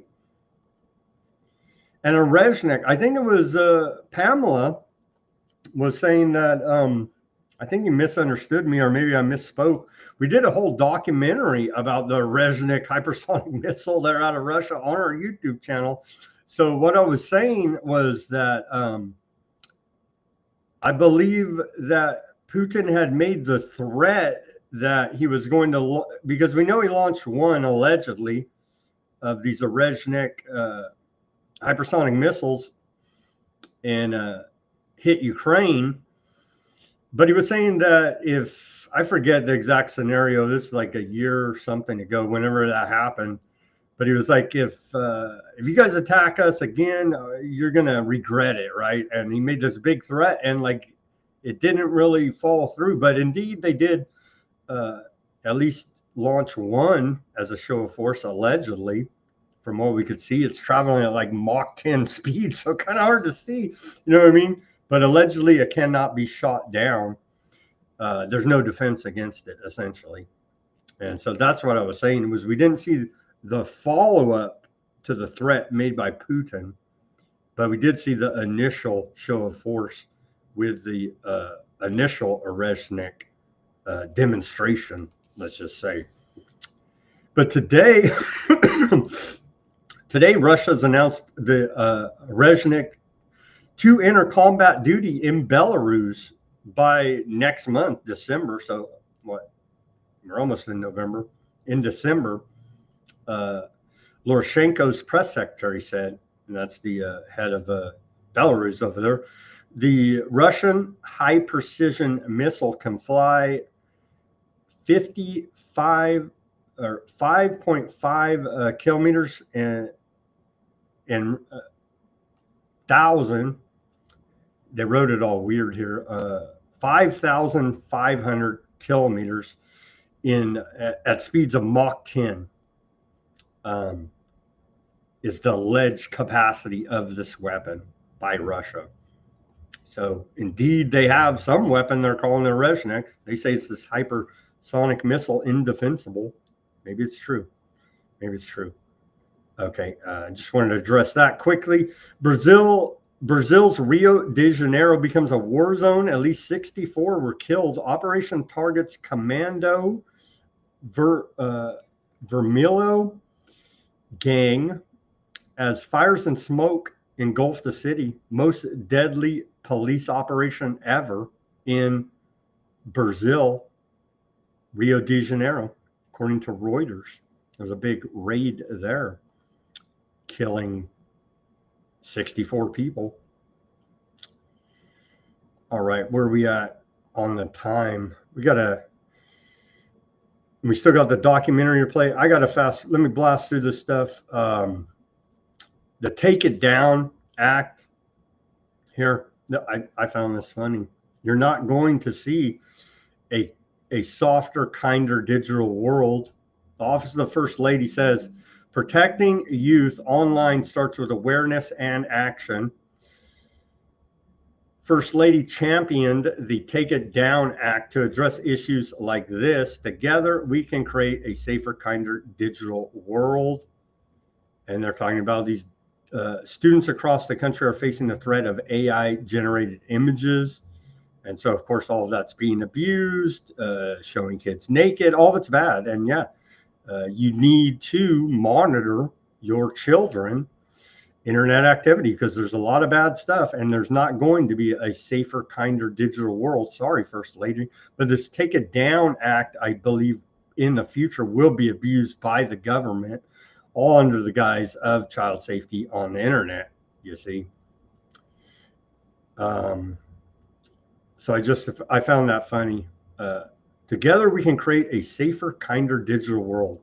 It's not happening. I don't know what delusion. I guess if you censor the whole internet, then you'll have that safer, kinder digital world. But until that happens, it's not going to happen, because people, or these groups out there, are publishing content with malicious intent to target the youth. Okay, let's continue here. Microsoft now owns $135 billion, or 27% stake in OpenAI there, announced today. And I did see another announcement that NVIDIA and Palantir have partnered up.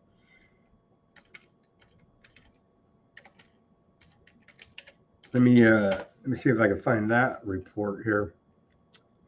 Oh yeah, it's just so wonderful for the technocracy. You see, Palantir and NVIDIA team up to operationalize AI, turning enterprise data into dynamic decision intelligence. So I don't know what could go wrong with that partnership. Palantir and NVIDIA. Palantir is integrating NVIDIA accelerated computing, NVIDIA CUDA-X libraries, and open source NVIDIA Nemtron models into the ontology framework at the core of the Palantir AI platform. A match made in hell there. And that was announced today. Okay. So all of that is to get to AI for War. This article that we didn't have time for yesterday. AI for War, big tech empowering aardvark lands, crimes, and occupation. But the good, it's for our own good, you know. Microsoft, OpenAI, Palantir, NVIDIA, America. U.S. technology giants present themselves as ethical innovators shaping a better world through artificial intelligence and cloud computing. Yet in Gaza, these narratives have collapsed. AI systems, cloud infrastructures, and surveillance tools supplied by big tech companies such as Google, Amazon, Microsoft, and Palantir have become integral to Aardvark Land's genocide campaign against Palestinians. The Aardvark Army's regime genocidal war in Gaza has drawn attention to the role of major technology companies in enabling military operations and sustaining the occupation. Beneath the Aardvark Land destruction lies servers, neural networks, and software systems built and deployed by some of the world's most powerful corporations. The increasing militarization of digital technology and infrastructures, most visibly in Aardvark Land's deployment of AI-driven systems and data analytics in Gaza, has reshaped debates on accountability and exposed critical gaps in existing governance frameworks. This policy brief examines how the frontier of accountability for technology companies now extends to potential complicity in war crimes, crimes against humanity, and genocide, underscoring the urgent need for new approaches to regulating AI militarization. Well, we can't regulate it, or it'll bring about the rise of the Antichrist, as Peter Thiel, the Antichrist, has told us. I don't believe he's the Antichrist, but I do believe he's animated by a similar spirit, if not that spirit. Anyhow, we know no regulation can be had against AI, or the Antichrist system will be built. That's what Peter Thiel told us, right? Right. Okay. So we trust Peter Thiel to be our transhumanist technocratic god. And AI-powered genocide, the Aardvark Land regime first deployed AI systems to generate and prioritize lethal targets during the 11-day bombardment of Gaza in May of 2021, a vicious, unlawful assault the Aardvark military later described as its first AI war. So pretty historical here, the first AI war there. Since then, the occupation forces have significantly expanded their reliance on AI tools, using cloud computing and machine learning to store and process vast volumes of surveillance data, from satellite imagery to intercepted communications, to automate the identification and ranking of targets for attack. Central to Aardvark Land's AI warfare is Project Nimbus, a $1.2 billion contract through which Google and Amazon have provided the aardvark government and military with advanced cloud infrastructure and machine learning capabilities. In the early days of the genocide, aardvark land forces reportedly relied almost entirely on AI-powered target generating systems such as Lavender, The Gospel, and Where's Daddy to accelerate mass killings and destruction across Gaza. These platforms ingest mass surveillance data about the entire population of Gaza to algorithmically determine at scale who is to be killed, which buildings are to be bombed, and how much collateral damage is deemed acceptable. And you don't think they're going to use this against us? Wake the hell up. I know our audience knows that, but wake up again, your friends, family, neighbors, and acquaintances. This is Technocracy. AI has enabled the aardvark regime's genocidal logic to be carried out with machine-driven efficiency, reducing Palestinians, their families, and their homes to what the military chillingly calls garbage targets. Alarmingly, these AI-driven systems internalize the genocidal logic of their operators. They are trained to treat civilians as terrorists, building on the genocidal logic of aardvark land officials who declared that, quote, there are no innocent civilians in Gaza. As part of efforts to automate lethal targeting, military commanders reportedly instructed soldiers to identify and feed as many targets as possible into the system. This effectively lowers the threshold for designating individuals as Hamas militants, casting a wide net of algorithmically flagged subjects. Despite its high error rate, the only criteria aardvark soldiers applied to Lavender's kill list was that target's gender, effectively rendering all Palestinian males, children, and adults alike legitimate targets. In practice, AI technology has enabled the aardvark land regime's genocidal logic to be executed with ruthless machine-driven efficiency. We covered that as that highlighted post there. Turning the targets into garbage targets.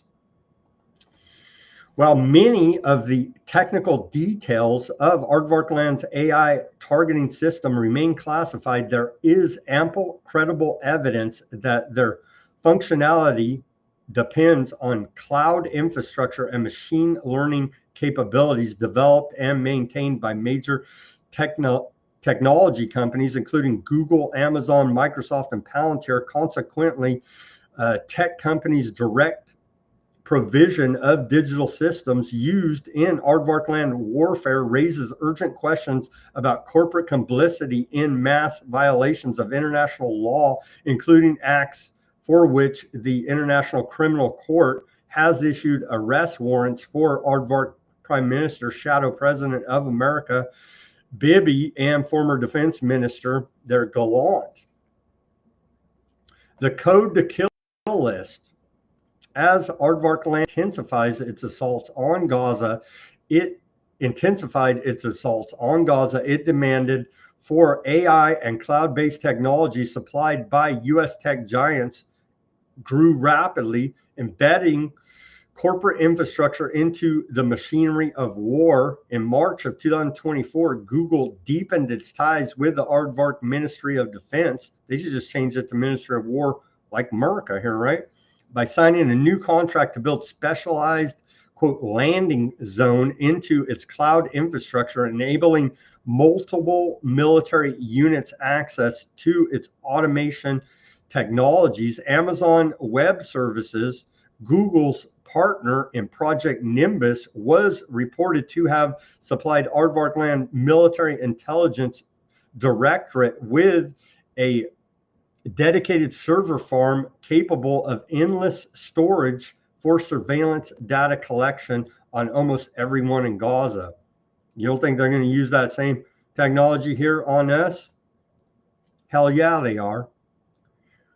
Recent reporting has further documented the rapid expansion of Aardvarkland's AI-driven military capabilities, underscoring how growing partnerships with technology companies have accelerated the deployment of advanced systems in its war on Gaza. According to leaked documents, Microsoft hosted elements of the Aardvark military mass surveillance program on its cloud servers, storing recordings of millions of intercepted phone calls from Palestinians in Gaza and the West Bank. The Aardvark occupation forces reportedly used these files to identify bombing targets, blackmail individuals, place people in detention, and to justify killing after the fact. The Aardvark military's reliance on Microsoft Azure surged accordingly in the first 6 months of the war. Its average monthly use rose by 60%, while use of Azure's machine learning tools increased 64-fold compared to pre-war levels. By March of 2024, the use of Microsoft and OpenAI technological tools by Aardvark military forces was nearly 200 times higher than it had been in the previous week preceding October 7, 2023. In addition, the amount of data stored on Microsoft servers has doubled to more than 13,000 petabytes. Just metadata, nothing to worry about until you're on the kill list and considered garbage by these systems. The results of Microsoft's own internal review announced last month ultimately confirmed that a unit of the Aardvark Defense Ministry had indeed used some of its services for prohibited surveillance purposes. Consequently, the company suspended certain cloud and AI services, admitting that its technology was complicit in practices that contravened its terms of service. Oh, you don't say. Enforcing your terms of service on the Aardvark military sounds antiseptic to me, old Microsoft. Yet Microsoft's suspension of services to Aardvarkland military was minimal. Well, you see, maybe not that antiseptic after all. Many contracts and functions with the Aardvarkland military and other government bodies responsible for gross human rights abuses and atrocity crimes remain intact. While the review itself is still ongoing, this narrow admission lays bare the company's complicity in Aardvarkland's military machinery. Jesus. Moreover, big tech's involvement in Aardvarkland's war appears to extend it beyond standard service provisions. Microsoft engineers have reportedly provided both remote and on-site technical assistance to Aardvark land forces, including Unit 8200, cyber operations and surveillance, and Unit 9900, geospatial intelligence and targeting. In fact, the Aardvark Defense Ministry procured approximately 19,000 hours of Microsoft engineering and consultancy services valued at around $10 million. Amazon has likewise been implicated, reportedly providing not only cloud infrastructure, but also direct assistance in verifying targets for strikes. Google's role raises additional concerns. According to internal documents, the company created a classified team composed of Aardvarkland nationals with security clearances tasked explicitly with receiving sensitive information from the Aardvarkland military that could be shared with the broader company. This team is set to deliver specialized training with government security agencies and participate in joint drills and scenarios tailored to specific threats. No comparable arrangement seems to exist between Google and any other state, underscoring the exceptional depth of its collaboration with the Aardvarkland regime. Profit is not the sole driver of big tech's deepening entanglement with the aardvark military. Political affinities play a role as well. Palantir Technologies, a US-based data analytics and surveillance company known for its close ties to intelligence and defense agency, has openly expressed support for aardvark land throughout the Gazan genocide. Palantir has partnered with Amazon to deliver tools designed to help clients such as the aardvark military win in warfighting context. The company signed a strategic partnership with the aardvark land military, Aardvark Defense Ministry, to provide technologies directly supporting the genocide campaign. Microsoft, too, has long-standing ties with Aardvark Land's military and security apparatus, ties so close that Netanyahu once described the relationship as a marriage made in heaven, but recognized here on earth. By providing direct support to Aardvark Land military operations, tech companies are not merely supplying infrastructure, they are actively facilitating and aiding the surveillance, targeting, and execution of actions that violate international law. In a grim evolution, the deployment of commercial AI in Gaza marks a chilling frontier. Systems once designed to optimize logistics and decision-making at scale are now generating kill lists, erasing families, and leveling entire neighborhoods. Technology development and maintained by big tech now underpins warfare, ethnic cleansing, and genocide in Gaza, serving as a prototype for the future of automated warfare. The future of warfare, the Aardvark Land regime has formalized its push toward automated warfare by creating a dedicated AI research division within the IMOD, tasked with advancing military capabilities for a future in which battlefields will be integrated teams of soldiers and autonomous systems working in concert. This initiative marks a significant shift toward the normalization of AI combat.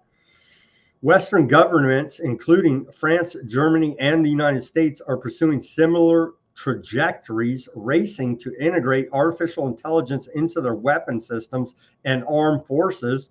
Together, these developments position Aardvark Land not only as an early adopter, but as a model for the coming era of algorithmic warfare, i.e. technocracy.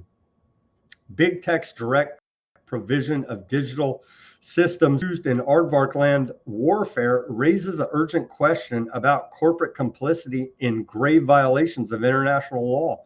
You don't say. In parallel, major tech companies are abandoning their self-imposed ethical boundaries in pursuit of military contracts. Earlier this year, both Google and OpenAI quietly abandoned their voluntary commitment not to develop AI for military use, signaling a broader realignment of security and defense sectors. Within weeks of amending its AI principles, Google signed a formal partnership with Lockheed Martin, the world's largest arms manufacturer and major supplier of weapons to Aardvark Land military. In November of last year, so about a year ago here now, Meta announced that it would make its large language models called Llama available to the U.S. government agencies and contractors working on national security. Lockheed Martin has since integrated Llama into its operations, joining the AI for warfare. Meta has also partnered with Anduril, a defense technology startup, to develop virtual and augmented reality devices for the U.S. military. Despite its nonprofit status, OpenAI collaborated with Anduril to deploy its technology on the battlefield. In addition, Palantir and Anthropic, an AI research and development company backed by Google, announced a partnership with Amazon to provide U.S. intelligence and defense agencies access to its AI systems. A telling indicator of deepening convergence between tech and ministries of war is the U.S. Army's decision to grant senior executives from Palantir, Meta, OpenAI, and Thinking Machines Labs the rank of lieutenant colonel and to embed them as advisors within the armed forces. Reported on that when it happened. Framed as an effort to guide rapid and scalable tech solutions to complex problems, the initiative seeks to make the U.S. military leaner, smarter, and more lethal. The symbolism is hard to miss. Silicon Valley leaders are no longer merely building tools for the battlefield. They are being formally integrated into its command structure. AI militarization in regulatory vacuum.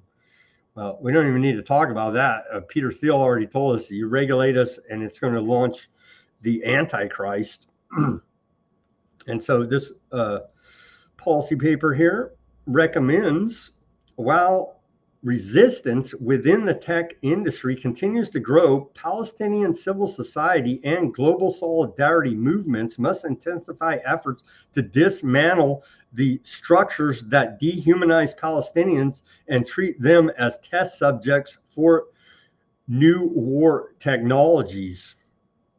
Indeed. Indeed. Quite a good article.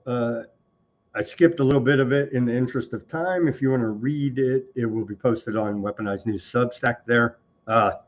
Laying out what we already knew, though, but reiterating the details. Big tech loves us. They're getting the terrorists, keeping us safe. And all of this is being built for you and I. So just keep that in mind, i.e. technocracy. But get those damn terrorists, you know, Hamas. Get them. All right. Where are we at here? Over on to Trump says he stopped the following conflicts: Kosovo, Syria, Congo, Rwanda, Pakistan, India, Aardvark land, Iran, Egypt, Ethiopia, Armenia, Azerbaijan, Cambodia, Thailand, and Aardvark land and Hamas. And yesterday, the White House claimed they claimed victory in the gaming console wars, as GameStop declared an end to it. Of course, that was joking around a little bit, was it? So every problem in the world Trump has solved, apparently, except for the problem is that like half these said, what? And they're still whacking people in Gaza today. Huh? Yeah. U.S. intelligence says the UAE has secretly supplied weapons, including advanced Chinese-made drones, to Sudan's Rapid Support Forces, RSF. The arms shipments moved through Libya, Somalia, and Chad, including drones, artillery, and small arms, and have allowed the RSF to renew assaults in Darfur and other regions. Report out of the Wall Street Journal how UAE arms bolstered a Sudanese militia accused of genocide. Well, I'm sure Trump will say they're great, right? UAE there, running proxy wars in Africa. Trump will meet with the leaders of Uzbekistan, Kazakhstan, Kyrgyzstan, and Turkmenistan and Turkmenistan on November 6th. In what, like a week and a half or something like this, if America doesn't burn down due to November 1st food riots, right? Yeah, I'm sure Trump will be okay there. That's a report out of Reuters. Canadian charities channeling millions to fund Aardvark land military illegal West Bank settlements. And so we do appreciate those efforts by the ultra-Zionist homicidal maniacs known as the, quote, settlers. Ottawa's complicity in supporting Aardvark land's occupation of Palestine through unchecked financial networks persist despite growing public opposition. And they just go through here, list, according to the Fifth Estate, and they list these charities that are funneling money, i.e. money laundering, to the wonderful settlers of the West Bank there. Netanyahu requested to hold his trial session. Don't forget, Netanyahu, the great shadow president of America, is on trial for corruption, money laundering, and other charges there in Aardvark land. But that's antiseptic against him by the Aardvark. What? Yeah. Well, according to Haaretz, Netanyahu said at the start of the session that there is a security development that cannot be discussed publicly, and so he needs to have his trial behind closed doors. Where are we at in the interest of time here? So there's no genocide going on there in Gaza. We're told it's all Hamas, Qatar propaganda. I guess they're funding The Guardian too, very possibly. But according to this graphic on genocides, the big one, Rwanda, right? 99.8% killed there were civilians. Mariupol in 2022, 95% killed their civilians. And then in Gaza, 83% killed their civilians. And that's Aardvark Land's own data of civilian deaths. But what the hell? The AI told them they're, garbage, so whack them. Good enough for me. You know what I mean? Hamas stresses no connection to shooting at IDF troops in Rafah, committed to ceasefire agreement, slams Aardvark Land for blatant violation of Trump's ceasefire agreement. Hamas no longer handing over Aardvark hostage bodies following Netanyahu's announcement, will postpone delivery scheduled for today due to violations by Aardvark Land. Any Zionist escalation will hinder retrieval operations of bodies, Hamas said. Netanyahu coordinating attack on Gaza with Trump. Aardvark Land's CAN News reports with a K, KAN News. I don't know, CAN News. Don't be antiseptic. Believe them. Netanyahu orders military to carry out, quote, powerful strikes in the Gaza Strip immediately. That was earlier today reported by Sky News. Gaza government media office says the occupation has committed, that's Aardvark Land, right, has committed 125 violations of the ceasefire decision since it came into effect, resulting in the deaths of, they say, martyrdom, of 94 citizens and injuries of more than 344 others. Ongoing violations include, but are not limited to, 52 shooting operations targeting civilians directly, 9 incursions of Aardvark vehicles into residential neighborhoods crossing the dreaded yellow line, 55 shellings and targeting operations, 11 demolition operations of civilian buildings, and 21 citizens arrested in various areas of the Gaza Strip. Don't be a Hamas terrorist. Follow the ceasefire. You know what I mean? Aardvark Land banker there, finance minister, Smotrich, said, today I will ask Netanyahu to give instructions to arrest all prisoners released to the West Bank as part of the prisoner exchange deal due to Hamas violations of the agreement. Don't trust the sneaky lying criminal aardvarks because everything they say is a goddamn lie. Better know that.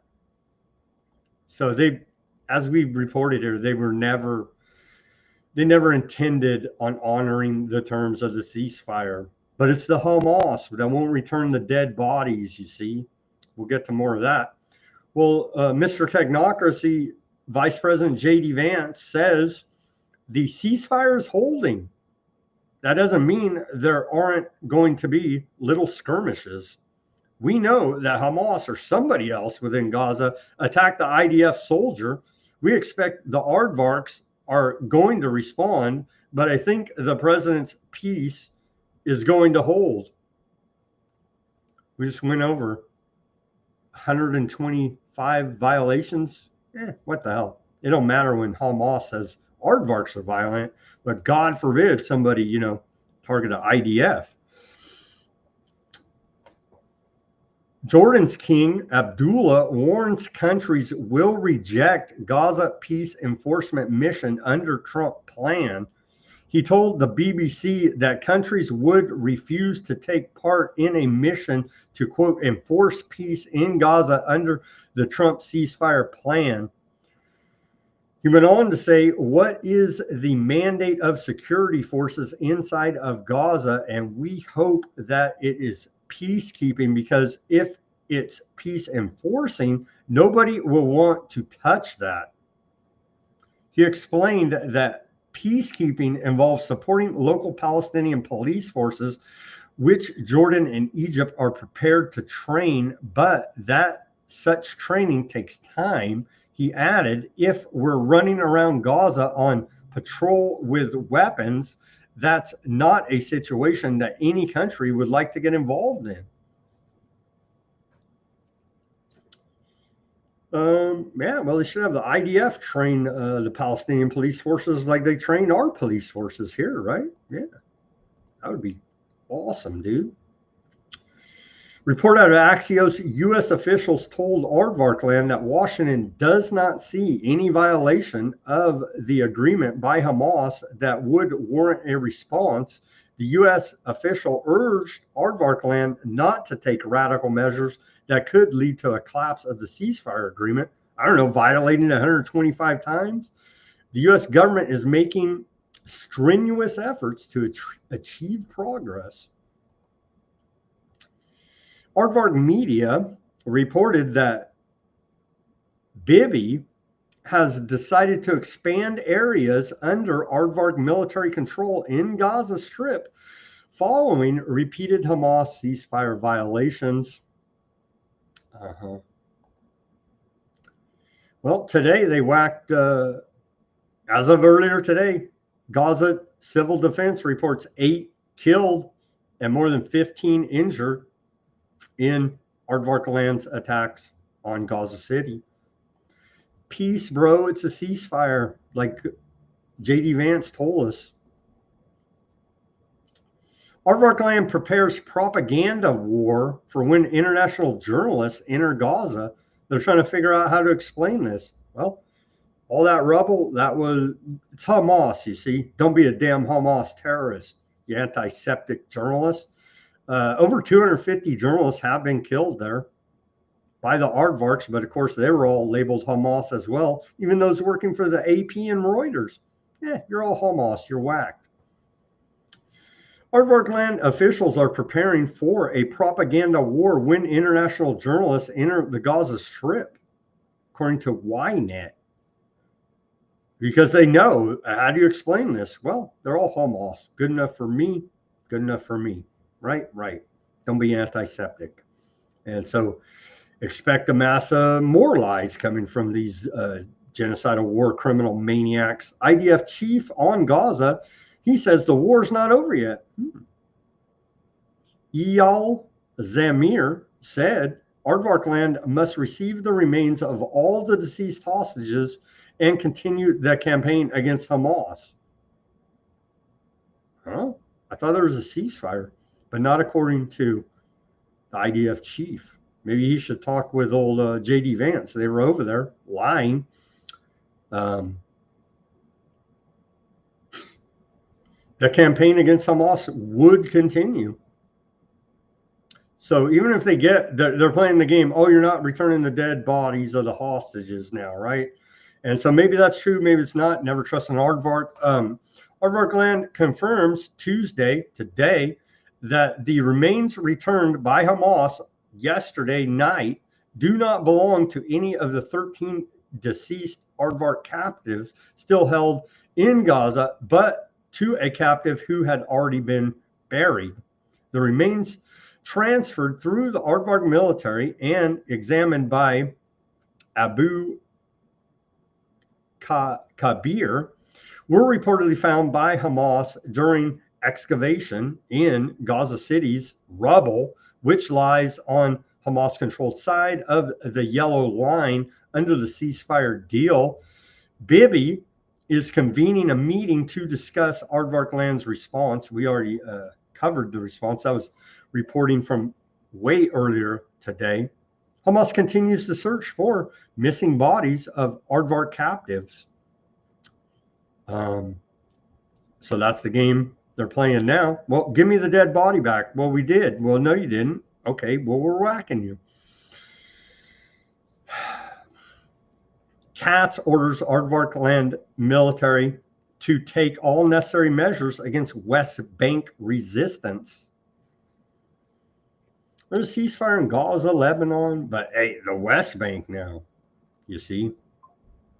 And Trump has said multiple times he will not allow the annexation of the West Bank. They're doing it.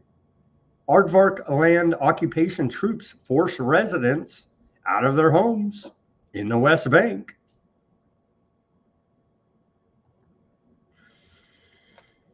$259 aardvark attacks against Palestinian olive harvesters since the beginning of October, so this month. Head of Colonization and Wall Resistance Commission,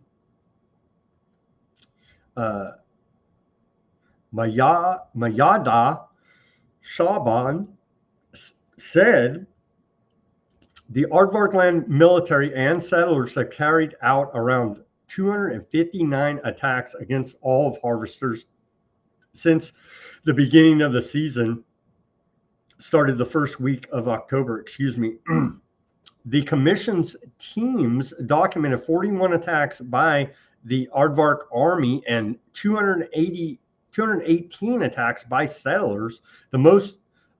These assaults range from violent physical attacks, arrests, movement restrictions, and denial of access to various forms of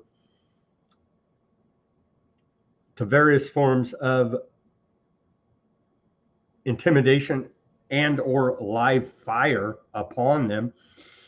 The highest number of attacks took place in Ramallah, 83, followed by Nablus, 69, and Hebron, 34.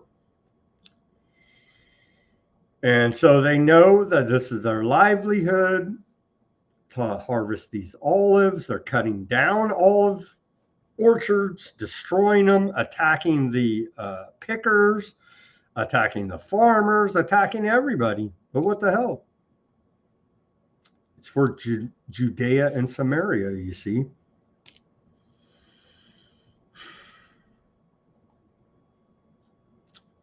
It hits on both sides, and this is why war is hell, and everybody that's for this war, or any war for that matter, can go to hell, and they will go to hell.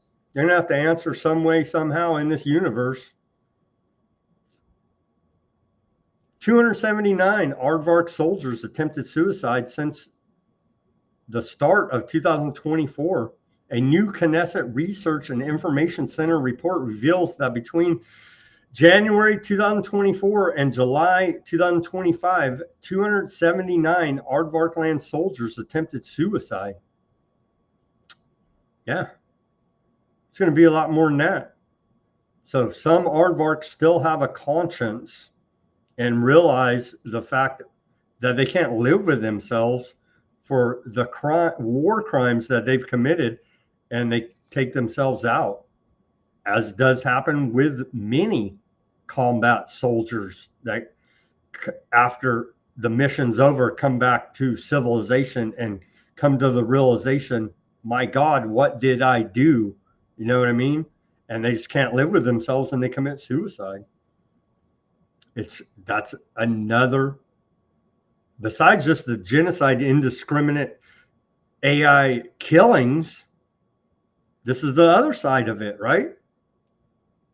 The warmongers in the government don't give a damn about Palestinians. They don't give a damn about their own soldiers, for that matter. It's truly, truly disgusting. Okay.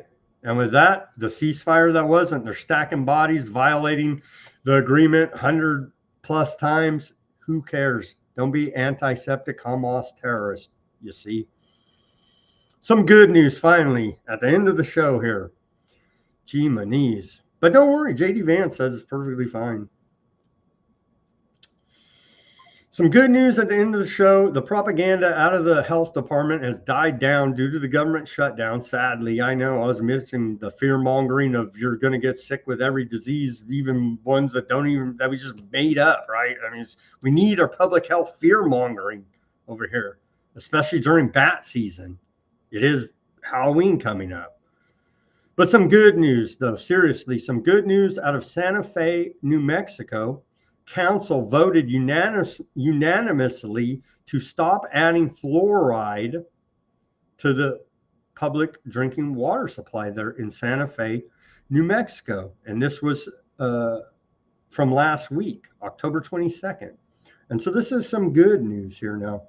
As Alcoa, previously mentioned as being a corporate welfare queen, is trying to find some way to get rid of their toxic waste from aluminum production, as the well is running dry on just dumping it straight into the public drinking water supply here now, as we're getting hip to the game.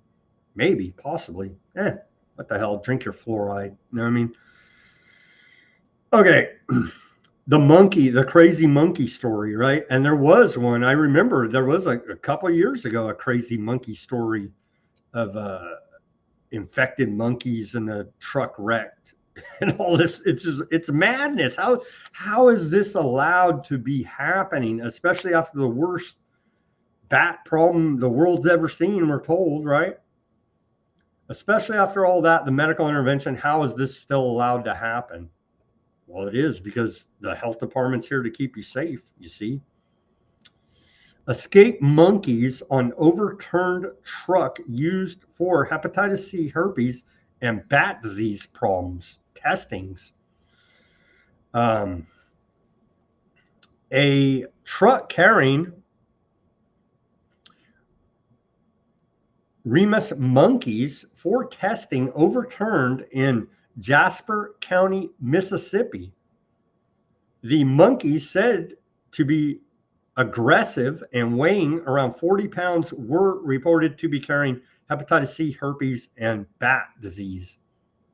Authorities shot the monkeys when they escaped initially. All but one was killed, but later reports indicated that several monkeys were still at large. Tulane University, which owned the monkeys, disputed claims of infectious diseases, stating they were non-infectious. Local law enforcement and wildlife officials are coordinating the response to the incident. And of course, no one at Tulane University will be held accountable for anything because they just deny claims. Here's a little bit. We can catch a glimpse of these alleged diseased monkeys here, running around Mississippi, right?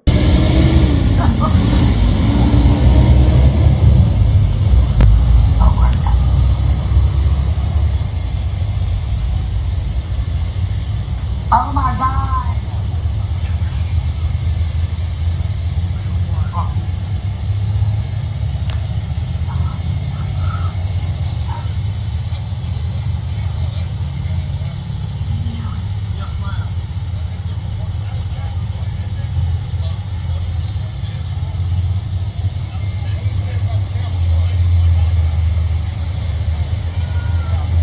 I know. So there's the wrecked truck with the busted up crates of monkeys running around there. But hey, Tulane University says nothing to worry about. And with that, we're going to wrap up this broadcast of Weaponized News, and we're going to play an Inconvenient study, again put out by Del Bigtree of the Highwire and ICANN. But before we do that, we're going to have to sign off of YouTube. and we're going to go to the channels and see some comments over here. Fat Bob, Gurr, thank you guys for tuning in on the Odysee. Yeah, we covered that. Amazon laying off 10 to 15,000 employees, supposedly. Whatever happened to Minuteman? Support self-deport to Ireland. Irish government will give you £10,000 to self-deport to get to see the world and go home a millionaire. People could maybe rig up, landing spots on where they're going to pay you to leave their country. Don't tell the aardvarks, they're going to turn it into a big racket. But yeah, see the world, self-deporting yourself. Hey, Gurr has just gave us an idea for thrifty world travel. Maybe a thing here. Thank you very much, Gurr, for that idea. And thank you, everybody, for tuning in on the Odysee. Over to where we at? The X. Thank you for tuning in on X. The Kick, Facebook, Twitch. Thank you for tuning in on those platforms. Of course, Rumble and YouTube. Let's take a look at some of these comments. Who do we have there? We had Carrie on the Rumble, Denver, Pamela, Ruckus. Thank you all for tuning in there. Quite a lively chat going on there. Denver says Cloud and Open AI is getting involved in traffic management and layered and all that. Chances are probably findable on governmentmarketsnews.com. Deaf Tears on the YouTube. They razzed a school building with children inside today, if the report was true. I did see that. Over there in Gaza. These people are just murderers, plain and simple. Denver says, indeed, they are. They're dark occultist, Satanist, mass murderers. Yeah, indeed. It's pretty straightforward. There's no justification whatsoever for any of this.